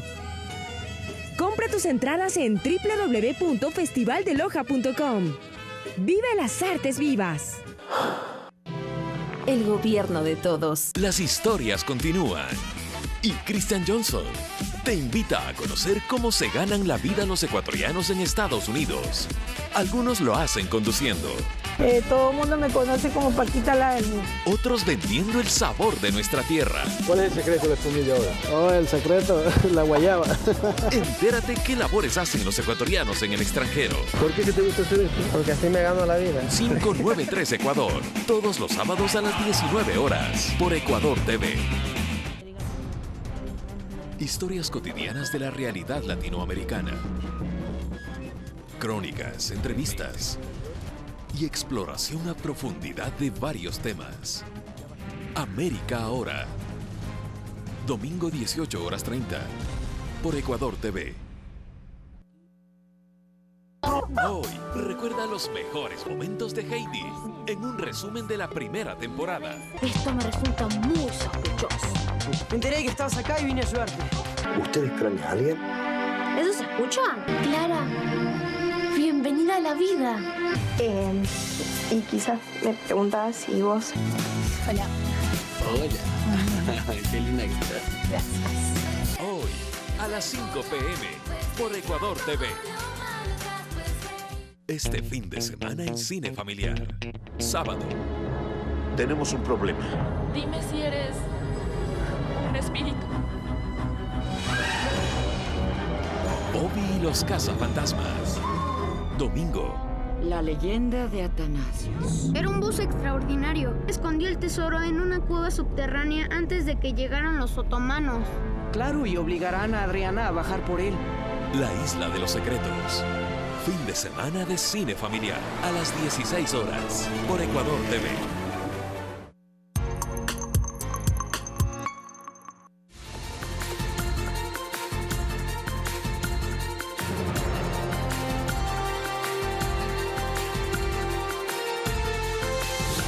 Son Son las 7 de la mañana con 26 minutos. El gobierno nacional busca combatir la corrupción a través de diversas iniciativas. Una de ellas es la que se conoce como Gobierno Abierto.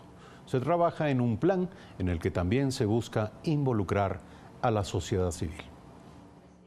La lucha contra la corrupción, la transparencia y la participación ciudadana son los tres ejes principales del plan que impulsa el gobierno luego de haber ingresado oficialmente a la Alianza para el Gobierno Abierto. Según la Comisión Económica para América Latina y el Caribe, se trata de un esfuerzo global para ampliar la frontera en la mejora del desempeño y de la calidad de los gobiernos. La iniciativa fue liderada por los gobiernos de Estados Unidos y Brasil y hoy cuenta con 75 miembros, 16 de los cuales son de esta parte del planeta.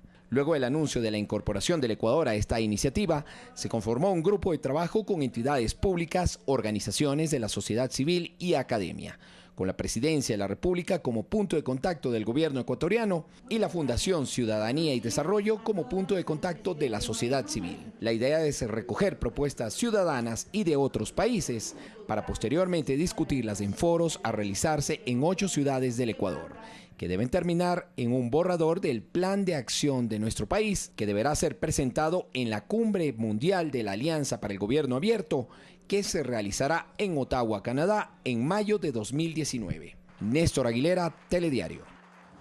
7 de la mañana, 28 minutos, está con nosotros Susana Soto, directora de la organización Abriendo Datos Costa Rica y coordinadora de la Red Ciudadana por un Gobierno Abierto en su país. Buenos días. Buenos días. Gracias por estar aquí. ¿En qué medida Ecuador puede replicar de alguna manera la experiencia de Costa Rica, que lleva 6 años en esto de hacer o de buscar un gobierno abierto? Bueno, ayer conversábamos con las personas que tuvimos oportunidad de estar, que más bien quisiéramos que no repliquen todo el proceso, sino que se tomen los aprendizajes que durante estos 6 años y el desarrollo de 3 planes de acción hemos tenido. Porque el gobierno abierto ha sido mundialmente un proceso y Costa Rica no ha sido la excepción. Y es un proceso en construcción todavía. Entonces, ha habido cosas que han salido bien, ha habido cosas que no han sido tan efectivas y quizás esa es una de las principales ventajas que yo señalo para Ecuador en este momento. Están entrando tarde, digamos, con relación a otros países. Pero se puede beneficiar de otras experiencias. Exacto, porque ya pueden ver lo que ha pasado. Ahora, ¿qué es un gobierno abierto? Okay. Bueno, puede decir que es gobierno abierto, después un gobierno abierto.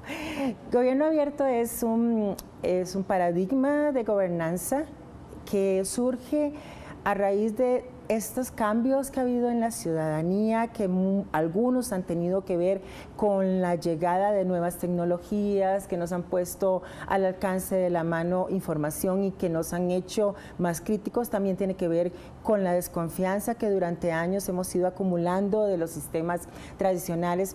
Entonces surge la inquietud en algunos países, como lo decía la nota, principalmente Estados Unidos, Brasil, México, algunos países que tenían, igual que todos, muchos problemas de gobernanza, de cómo hacer para ir avanzando en transparencia, en participación, en involucrar a la ciudadanía y en un concepto que se introduce más allá de la participación, que es la colaboración. Entonces, pretende llevar transparencia y participación, que ya se venía hablando por mucho tiempo hemos hablado mucho de participación, y subirla a niveles extraordinarios, decía el memorando cuando se creó, es decir, a niveles superiores, de manera que vayamos a nuevas formas y la colaboración es una de ellas. Ahora, puntualmente, ¿en qué se traduce todo esto? ¿En vigilancia ciudadana práctica, con efectos concretos, en presupuestos participativos? Díganos usted. Todas esas son herramientas de gobierno abierto que usted mencionó. Se traduce en una serie, en un cambio cultural, en una promoción de un cambio cultural en donde las cosas, en primer lugar, deben hacerse con sociedad civil sí o sí, porque el gobierno abierto y la alianza de gobierno abierto no acepta proyectos unilaterales, por decirlo así. Tiene que involucrar a sociedad civil y ojalá a sectores como sector privado y academia. Entonces, eso es el primer cambio. Y se traduce, sí, en herramientas de muchos tipos, algunas que ya se han venido. No es que el gobierno abierto va a hacer inventar cosas, sino que muchas cosas ya se están haciendo quizás, y es mejorarlas y meterlas dentro de este nuevo cambio cultural en cómo hacer las cosas, porque tiene además que ser transversal, no se puede quedar solo en el plan de acción, sino que tiene que ser a todas las... Eso le iba a preguntar, ¿cuál es el rol de la ciudadanía, de la participación ciudadana? Que por cierto es un concepto venido a menos, desgastado, desprestigiado. ¿Cuál es el rol de la participación ciudadana en esto de un gobierno abierto? Yo les decía ayer justamente también, yo tengo ya mis años de estar participando desde los 14 años y eso fue hace mucho tiempo, y les decía que yo he visto pasar muchas corrientes de participación y es un término efectivamente desgastado. ¿Cuál es la diferencia, digamos, en el caso de gobierno abierto y qué encontré yo diferente cuando llegué a gobierno abierto? Este elemento en el que tenemos que trascender la mera consulta, que es lo que hemos estado acostumbrados en la participación, y tenemos que pasar a la co-creación, que es un término fundamental en gobierno abierto, que es sentarnos a crear con la hoja en blanco. No quiere decir que nos llevemos agendas los grupos que vayamos, pero con la hoja en blanco. No a partir de un plan que nos presentan, sino desde la hoja en blanco, desde las problemáticas que cada sector presenta. Entonces, esa es una diferencia fundamental, que no es volver a las consultas, no es volver a llamar a la gente para decir... Sí, pero ¿quiénes se sientan alrededor de una mesa a discutir esto? Cualquier persona, porque el gobierno abierto debería poder hacerlo cualquier persona. Entonces, ¿quiénes normalmente, cuál ha sido la historia en los años que tiene el gobierno abierto? Inicialmente se vincularon mucho las organizaciones que trabajaban temas de transparencia o que promovían participación, porque son los pilares del gobierno abierto. También las organizaciones vinculadas con desarrollos tecnológicos. Pero eso lo hemos visto en estos 6 años que no es y no funciona, porque no es la manera de llegar a la gente. Entonces ahora lo que se busca es vincular a todas las organizaciones que están trabajando temáticas específicas, no sé, organizaciones que trabajan por derechos humanos, derechos de las mujeres, que trabajan por derechos ambientales, etcétera. Vincularlos para que encuentren en gobierno abierto herramientas para sus luchas y para su trabajo, y para construir juntos con los gobiernos, con academia, con sector privado, soluciones a sus problemas. Es un proyecto de largo aliento, no hay, totalmente. No hay duda. Y es un proceso. Y es un proceso largo. No es algo que con el primer Usted ya plan. dijo, además, tiene que ver con cambios culturales y no puede haber nada más largo y laborioso que eso. Gracias por aceptar la invitación a este programa. Gracias a usted. Susana Soto, directora de la organización Abriendo Datos de Costa Rica, esta mañana en Primera Impresión. Se acerca ya la 11ª Feria Internacional del Libro y la Lectura de la ciudad de Quito 2018, la fiesta anual del libro y la lectura. Volveremos con este tema y con Edgar Alan García. Más de 200 actividades comprende esta 11ª Feria Internacional del Libro de Quito, que se inauguró oficialmente este viernes. Al evento han sido invitados reconocidos autores nacionales e internacionales. Este viernes se inicia de manera oficial la 11ª Feria Internacional del Libro y la Lectura Quito 2018. El evento se llevará a cabo en el Centro de Convenciones Metropolitano de esta ciudad.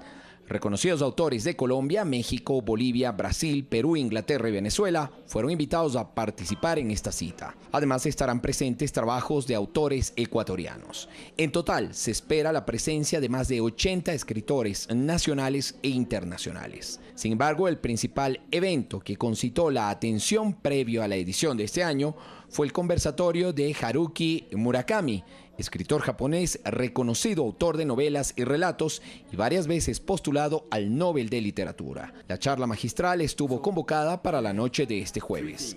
Se prevé que más de 200 actividades sean parte de la agenda cultural de la feria. La 11ª Feria Internacional del Libro y la Lectura Quito 2018 se desarrollará hasta el próximo 18 de noviembre. Néstor Aguilera, Telediario. 7 de la mañana, 35 minutos, como lo dijimos. Edgar Alan García, director del Plan Nacional del Libro y la Lectura 2018, nos acompaña en esta mañana. Ya se concretó la visita del gran autor japonés Murakami. ¿Cuál es el balance de este encuentro, de esta llegada a la ciudad de Quito? ¿Y qué más nos trae la Feria del Libro? Buenos días. Hola, buenos días. Mira, la venida de Murakami ha sido un hit realmente. Él ha sido invitado muchas veces a varias ferias del libro en Sudamérica. Nunca ha llegado a un país como en este momento. ¿Por qué vino a Quito? Yo creo que primero porque hicimos una labor muy persistente que a veces iba por el lado del gobierno japonés, por el lado de la editorial que lo cobija, personalmente también, muchas veces estuvo a punto de caerse la avenida por una serie de circunstancias, pero yo creo que también pesó el hecho de que dentro de la invitación general estaba Galápagos, y tú sabes que Galápagos está... es un gran atractivo, evidentemente. Está en el imaginario del mundo, sobre todo occidental, como esa perla, ese paraíso, ese lugar donde Darwin hizo ese famoso escrito sobre las especies. Entonces, yo creo que la visita sonó mucho más atractiva con una parada en Galápagos y vino. Bueno, anoche hubo 2.000 y tantas personas en la Casa de la Cultura y había gente que lloraba realmente de la emoción de ver a este autor que seguramente es el más leído en el mundo. Y la conversación que hubo con el ministro, con el otro escritor, digamos, con Raúl Pérez, fue realmente extraordinaria, una muy buena sintonización, unas respuestas que nos daban la idea de un hombre no solamente inteligente, sino muy sencillo, muy profundo al mismo tiempo. Ahora viene la feria, que ese fue el pregón de la feria. Con él prácticamente la inauguramos. Ahora viene la otra parte. Tenemos a Esmeraldas, que es la provincia invitada. Es un homenaje a los grandes autores esmeraldeños, a Nelson Estupiñán, a Alberto Ortiz, a Antonio Preciado, a la cultura popular, Petita Palma, Papa Roncón y tantos otros representantes y tantas otras expresiones de la cultura, riquísima cultura esmeraldeña. Y estamos también con un stand grande en homenaje a México, que en principio iba a ser como el país invitado, pero ahora es, digamos, hay 12 escritores mexicanos que vienen como una forma de también un homenaje a este gran país que nos ha acogido. Pero ¿por qué se dice iba a ser el país invitado? Porque al final, en este cambio de gobierno, ¿no?, la situación era un poquito inestable, no había cómo tomar decisiones muy claras al respecto. Entonces no se pudo concretar la idea. Aunque muchos funcionarios, altos funcionarios del gobierno mexicano tenían la intención, la firme intención de ser el país invitado, sin embargo, la última decisión no se tomó y entonces, como ya estaba programado que pudiera ser México, pues entonces hicimos un stand que se llama Letras de México, ¿no? Y invitamos a 12 escritores mexicanos y va a haber una gran colección de editoriales mexicanas en torno a México, precisamente porque ya sabes el atractivo. ¿Qué figuras se pueden mencionar de las letras mexicanas que estarán en la feria? Discúlpame que en este momento no pueda abundar sobre esto porque tenemos 200 actividades, como tú bien lo mencionaste, y una cantidad gigantesca de personas que además para el gran público no son precisamente Carlos Fuentes ni Octavio Paz, desaparecidos ya, sino personajes que en el mundo de las letras latinoamericanas son conocidos, pero que en esta balcanización en la que vivimos, lastimosamente no. Pero lo importante es que cuando vienen ya comienzan a crear los lazos, a establecer los vínculos, a ser conocidos, como sucedió el año pasado, que algunas personas decían, bueno, ¿quién es este Alberto Menguel? Bueno, Alberto Menguel es una figura internacional, pero aquí mencionarlo era prácticamente mencionar a nadie. Entonces, tenemos varias mesas, varios pabellones. Por ejemplo, tenemos el pabellón infantil, que quedan cordialmente invitados a los padres con sus niños. Va a haber un maratón permanente del cuento, va a haber medios audiovisuales muy buenos, va a haber una biblioteca para ellos y un pabellón del cómic que también va a ser... Eso es una innovación, creo. El cómic es una tarea pendiente. En Guayaquil se lo ha desarrollado, digamos, se lo ha apoyado mucho. En Quito no tanto. Sin embargo, hay una pléyade de jóvenes, sobre todo, que están en el manga, que están en el cómic y todo eso. Y conferencias, mesas redondas, presentaciones de libros, lo de siempre. Y una oferta ¿no? En un local, porque hay que también ponderar esto, un local como el nuevo centro de exposiciones de la ciudad, que queda al lado del antiguo aeropuerto y que es gigantesco, moderno, funcional. Y hay una cosa adicional que es histórico también en esta feria y que va a marcar un antes y un después. Hay una rueda de negocios. Se traen a editores de Argentina, de Perú, de Colombia, de Centroamérica, para que se entrevisten con editores a su vez ecuatorianos. Es un mercado editorial autores paralelo. Sí, porque a veces nos hace falta como darnos a conocer, sin duda, exportar la conexión nuestros productos, y tenemos grandes talentos, algunos muy jóvenes que necesitan ser conocidos a nivel internacional, y esto va a posibilitar aquello. Gracias por la información. ¿Encontraremos los libros más baratos? Encontraremos libros. Mira, es que el asunto es más complejo que bajar los precios, ¿no? Pero el jueves... Sobre todo para quien los tiene que comprar. Para los que tienen que comprar. Sobre todo por el asunto papel, importaciones, etcétera, que ese debería ser una política general mucho más... es más compleja. Pero el jueves va a haber descuentos importantes, porque es el jueves de los descuentos del libro. El año pasado hubo colas gigantescas. Sí, y este año no dudamos que ocurrirá exactamente lo mismo. Muy bien. 7 de la mañana, 43 minutos. Este viernes se inaugura la 11ª Feria Internacional del Libro y la Lectura Ciudad de Quito 2018. Gracias por estar en este programa. Edgar Alan García, gracias a ustedes, amigas y amigos, por seguirnos en el curso de esta semana de información. Próximo lunes, desde las 6:55, nuevamente con ustedes en Primera Impresión. Buen fin de semana.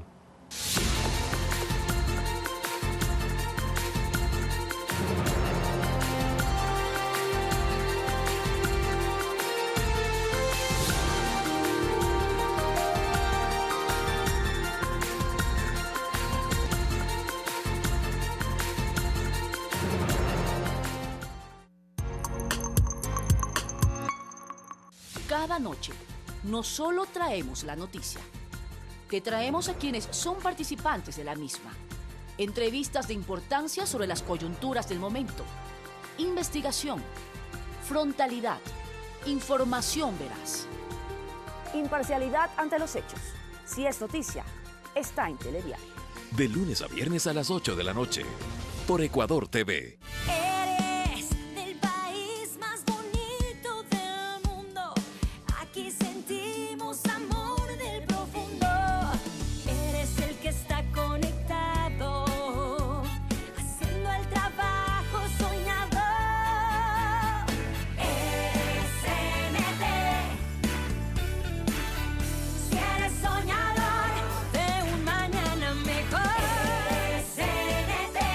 CNT. Este fin de semana en Cine Familiar. Sábado. Tenemos un problema. Dime si eres un espíritu. Bobby y los cazafantasmas. Domingo. La leyenda de Atanasios. Era un bus extraordinario. Escondió el tesoro en una cueva subterránea antes de que llegaran los otomanos. Claro, y obligarán a Adriana a bajar por él. La isla de los secretos.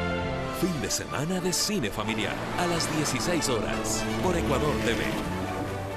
Este sábado, en Quito 4012, estuve frente al juicio final y el infierno, pero me arrepentí y volví para contarles. Además, una charla personal con la multifacética y oscura pintora ecuatoriana Diana Armas.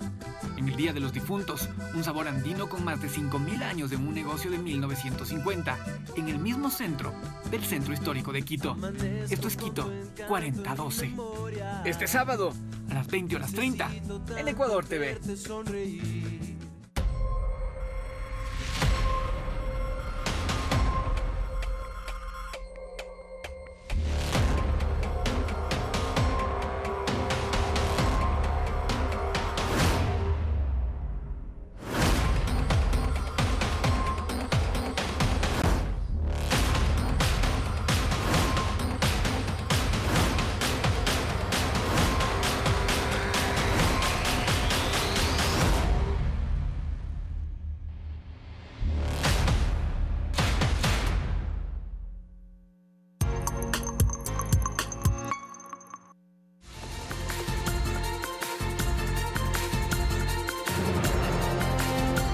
Continuamos con más información en Telediario. Les contamos que en un trabajo conjunto entre las instituciones ministeriales, por tercera ocasión se pudo repatriar a 31 ecuatorianos desde los Estados Unidos para que cumplan su sentencia en el Ecuador. Al aeropuerto de Cotopaxi arribaron 31 personas privadas de la libertad que son ecuatorianos que realizaban faenas de pesca y fueron sentenciados por el delito de narcotráfico en los Estados Unidos. Esta es la tercera repatriación para que cumplan sus sentencias en el país. Encontrarán una red de apoyo familiar misma que es indispensable para una oportuna rehabilitación y reinserción social. Los familiares de los privados de la libertad se mostraron complacidos por el retorno de sus seres queridos al lugar que los vio nacer. Estoy contenta porque mi hermano venía a Ecuador, sí, estoy contenta. A los 3 años y medio. 6 meses, estoy muy feliz, sí, mi hermano, lo quiero mucho. Mónica, como la llamaremos, agradeció al Ministerio de Justicia por hacer posible la repatriación masiva de ecuatorianos, entre ellos su esposo. Que no creían que les devolvería la alegría a mis hijos en volver a ver a su padre. La ejecución de este plan es un referente histórico entre los Estados Unidos y Ecuador. Máximo Barba, Telediario.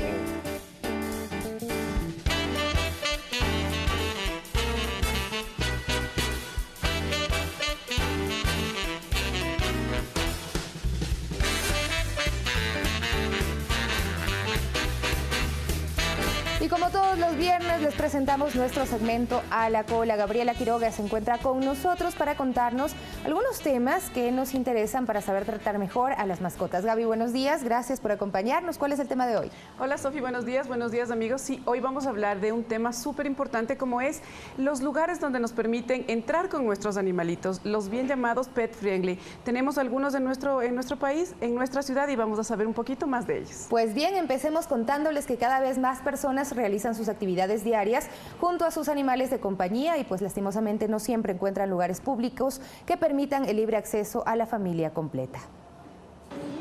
Los espacios públicos pet friendly se han vuelto cada vez más populares, ya que los dueños de locales comerciales han visto un importante incremento en esta demanda. Siempre hemos sido fans de los animalitos, nos encanta, y también porque vivimos mucho en la ciudad, en que no hay muchos lugares para que nosotros podamos ir con nuestros animalitos. Por ejemplo, yo siempre he tenido muchos perritos y era como que un limitante no poder llevarlos con nosotros a todas partes o simplemente compartir un momento en familia como es la comida en general. Entonces, cuando yo tenía mi perrito lo llevábamos a los heladitos y por lo general eso, pero siempre afuerita. Entonces siempre era como que excluidos y ese tipo de cosas. Entonces aquí para todos estar en familia. Cumpliendo pequeñas normas de conducta, estos espacios de convivencia son absolutamente posibles. Es una alegría encontrar sitios donde yo pueda entrar con ella. Ha habido muchas ocasiones en que nos han sacado, incluso una vez hasta con guardias de seguridad. Cuando yo salgo con ella siempre tengo su mochilita lista, con fundas para recoger el popó, siempre le llevo su traílla, una botellita con agua y su platito para que tome agua, para no estar pidiendo vasos ni comprando vasos plásticos. O sea, con ella la verdad es que es salir como con un bebé. Lugares como este, amigables con nuestros animales de compañía, impulsan la convivencia armónica y la responsabilidad social. Bueno, vamos a ampliar el tema con Gabriela Quiroga de la Fundación Raíz Animal en nuestro segmento A la Cola. Gabriela, ¿de dónde nace este concepto de pet friendly?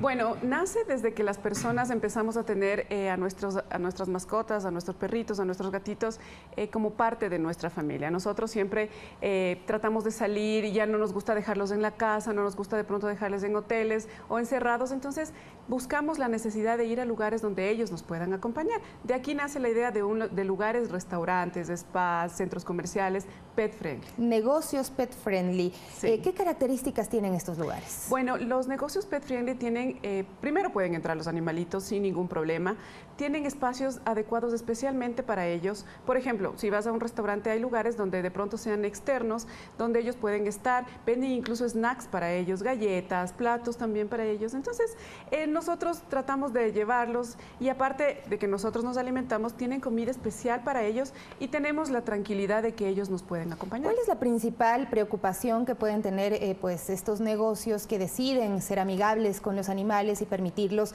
entrar? El tema, por ejemplo, de de los excrementos, siento que es una de las preocupaciones que podrían tener. ¿Cómo se maneja? Sí, bueno, en ese caso hay lugares, como te mencionaba, por ejemplo, si el perrito tú ya sabes cuando tiene la necesidad de acudir al baño, sale al patio, tenemos la obligación nosotros de llevar nuestra bolsita para recoger el popó, y también ahí hay pañitos para cuando hacen su pipí, entonces no hay ningún problema.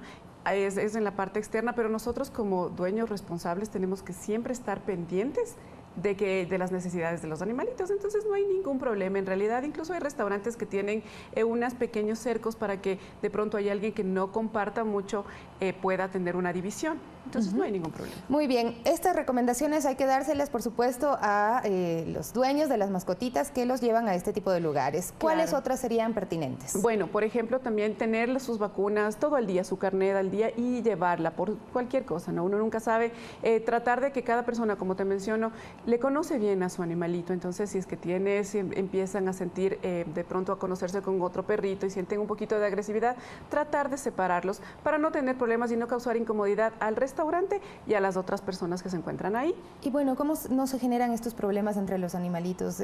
¿Tiene que salir la persona con la mascota cuando ve que se empiezan a poner agresivos? Es preferible que la persona que tiene la mascotita que está un poquito más agresiva, se puede decir, salga del lugar y bueno, cuando ya empiece a sentirse un poquito más tranquilo, volver a ingresar o definitivamente no hacerlo hasta que se vaya acostumbrando, porque hay animalitos, imagínate que tú los llevas hasta en bolsos y no tienen ir al parque. Problema.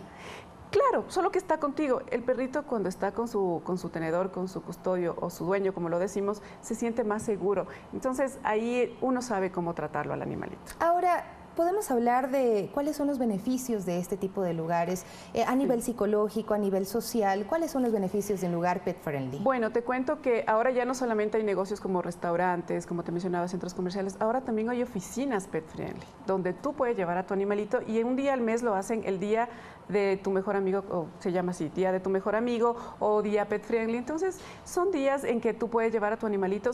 Está comprobado que mejoran la capacidad de reacción en el trabajo, están un poquito más relajados y también tienen la tranquilidad de poderlo llevar a su animalito. Es un día como que un poquito más relajado, ¿no? Entonces, igual acá en los negocios también tú puedes captar nuevos clientes, porque hay gente que definitivamente tiene un amor muy fuerte con sus animales y no lo saca, entonces prefiere no salir. Entonces, esos clientes que están un poco relegados van a tu negocio.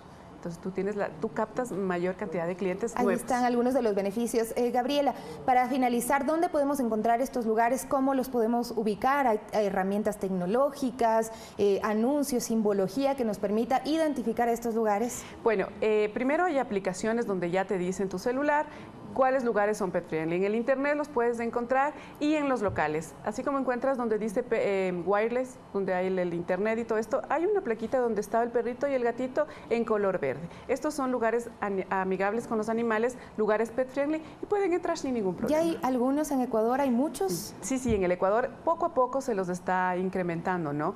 Hay lugares como el que vimos en el reportaje donde tenemos, pueden entrar con sus perros, con sus niños y bueno, poco a poco te comento que van aumentando los lugares pet friendly aquí en la ciudad. Muy bien, muchísimas gracias, Gabriela Quiroga. Como siempre, tus recomendaciones son pertinentes, oportunas para las personas que aman a las mascotas y para quienes pues no necesariamente las quieren siempre a su lado, pero que deben respetar a otras personas que sí han decidido optar por tener ese amor muy presente y demostrarlo hacia sus mascotas. 7:55, vamos a revisar en breve las noticias internacionales luego de esta pausa.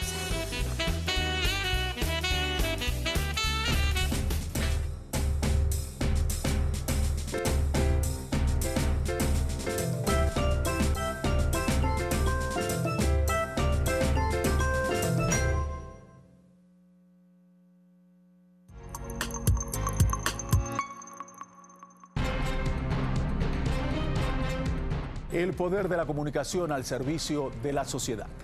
No hay independencia, no hay libertad, no hay objetividad. Esos son conceptos del periodismo norteamericano que ya se acabaron. Lo que hay es el intento o el deseo de buscar esos elementos. La libertad de expresión, Carlos, es un valor absoluto. O hay libertad o no hay libertad.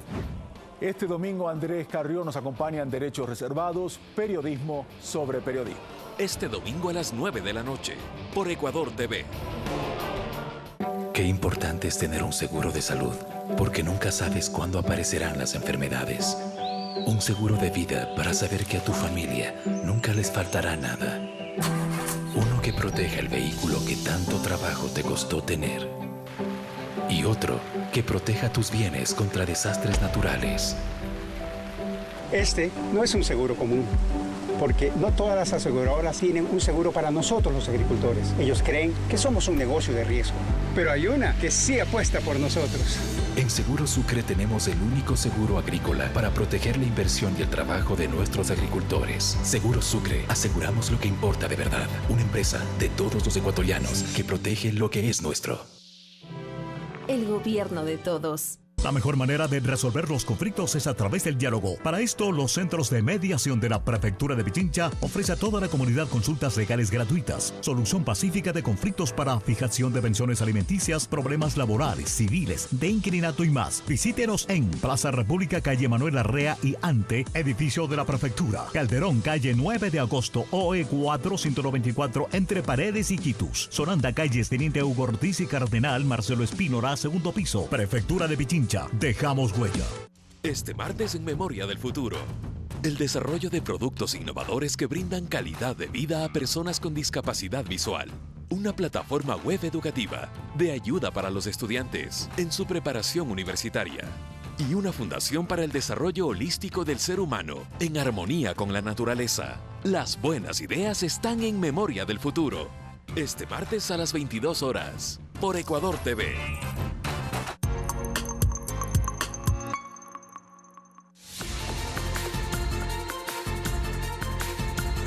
Las noticias del mundo de inmediato. El presidente de Nicaragua, Daniel Ortega, acusó a organismos no gubernamentales de Estados Unidos y de la Unión Europea de ser cómplices de los crímenes ocurridos en el marco de las protestas contra su gobierno desde abril pasado y que han dejado cientos de muertos. Además, criticó que esos organismos internacionales hablan que están preocupados por los presos políticos en Venezuela y Nicaragua y que no terminan de aceptar que los que están detenidos se trata de personas que han cometido delitos comunes. Tenemos más noticias. 80.000 personas fueron evacuadas tras un devastador incendio en el norte de California. Las llamas han destruido un número desconocido de inmuebles y han causado lesiones a algunos civiles.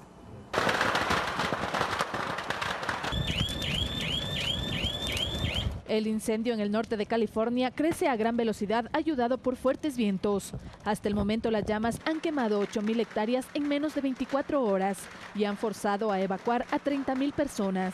Según el Departamento Forestal de Protección contra Incendios de California, están activas órdenes de evacuación en los pequeños pueblos de Pulga y Concow en el condado Butte, además de la población de Paradise de unos 26.000 habitantes. Varios edificios han ardido y algunas personas han sufrido quemaduras graves, aunque por el momento no se tiene constancia de ninguna víctima mortal. Los residentes se despertaron con el olor del humo y el horizonte iluminado por un resplandor naranja y ceniza que impedía ver o conducir, lo que dificultaba las evacuaciones. El gobernador solicitó al gobierno federal una declaración presidencial de emergencia que desbloquearía recursos físicos y financieros adicionales para la zona afectada. Este video captó el momento en que se formó un tornado de fuego, mientras en redes sociales los usuarios colgaron imágenes de este impresionante incendio.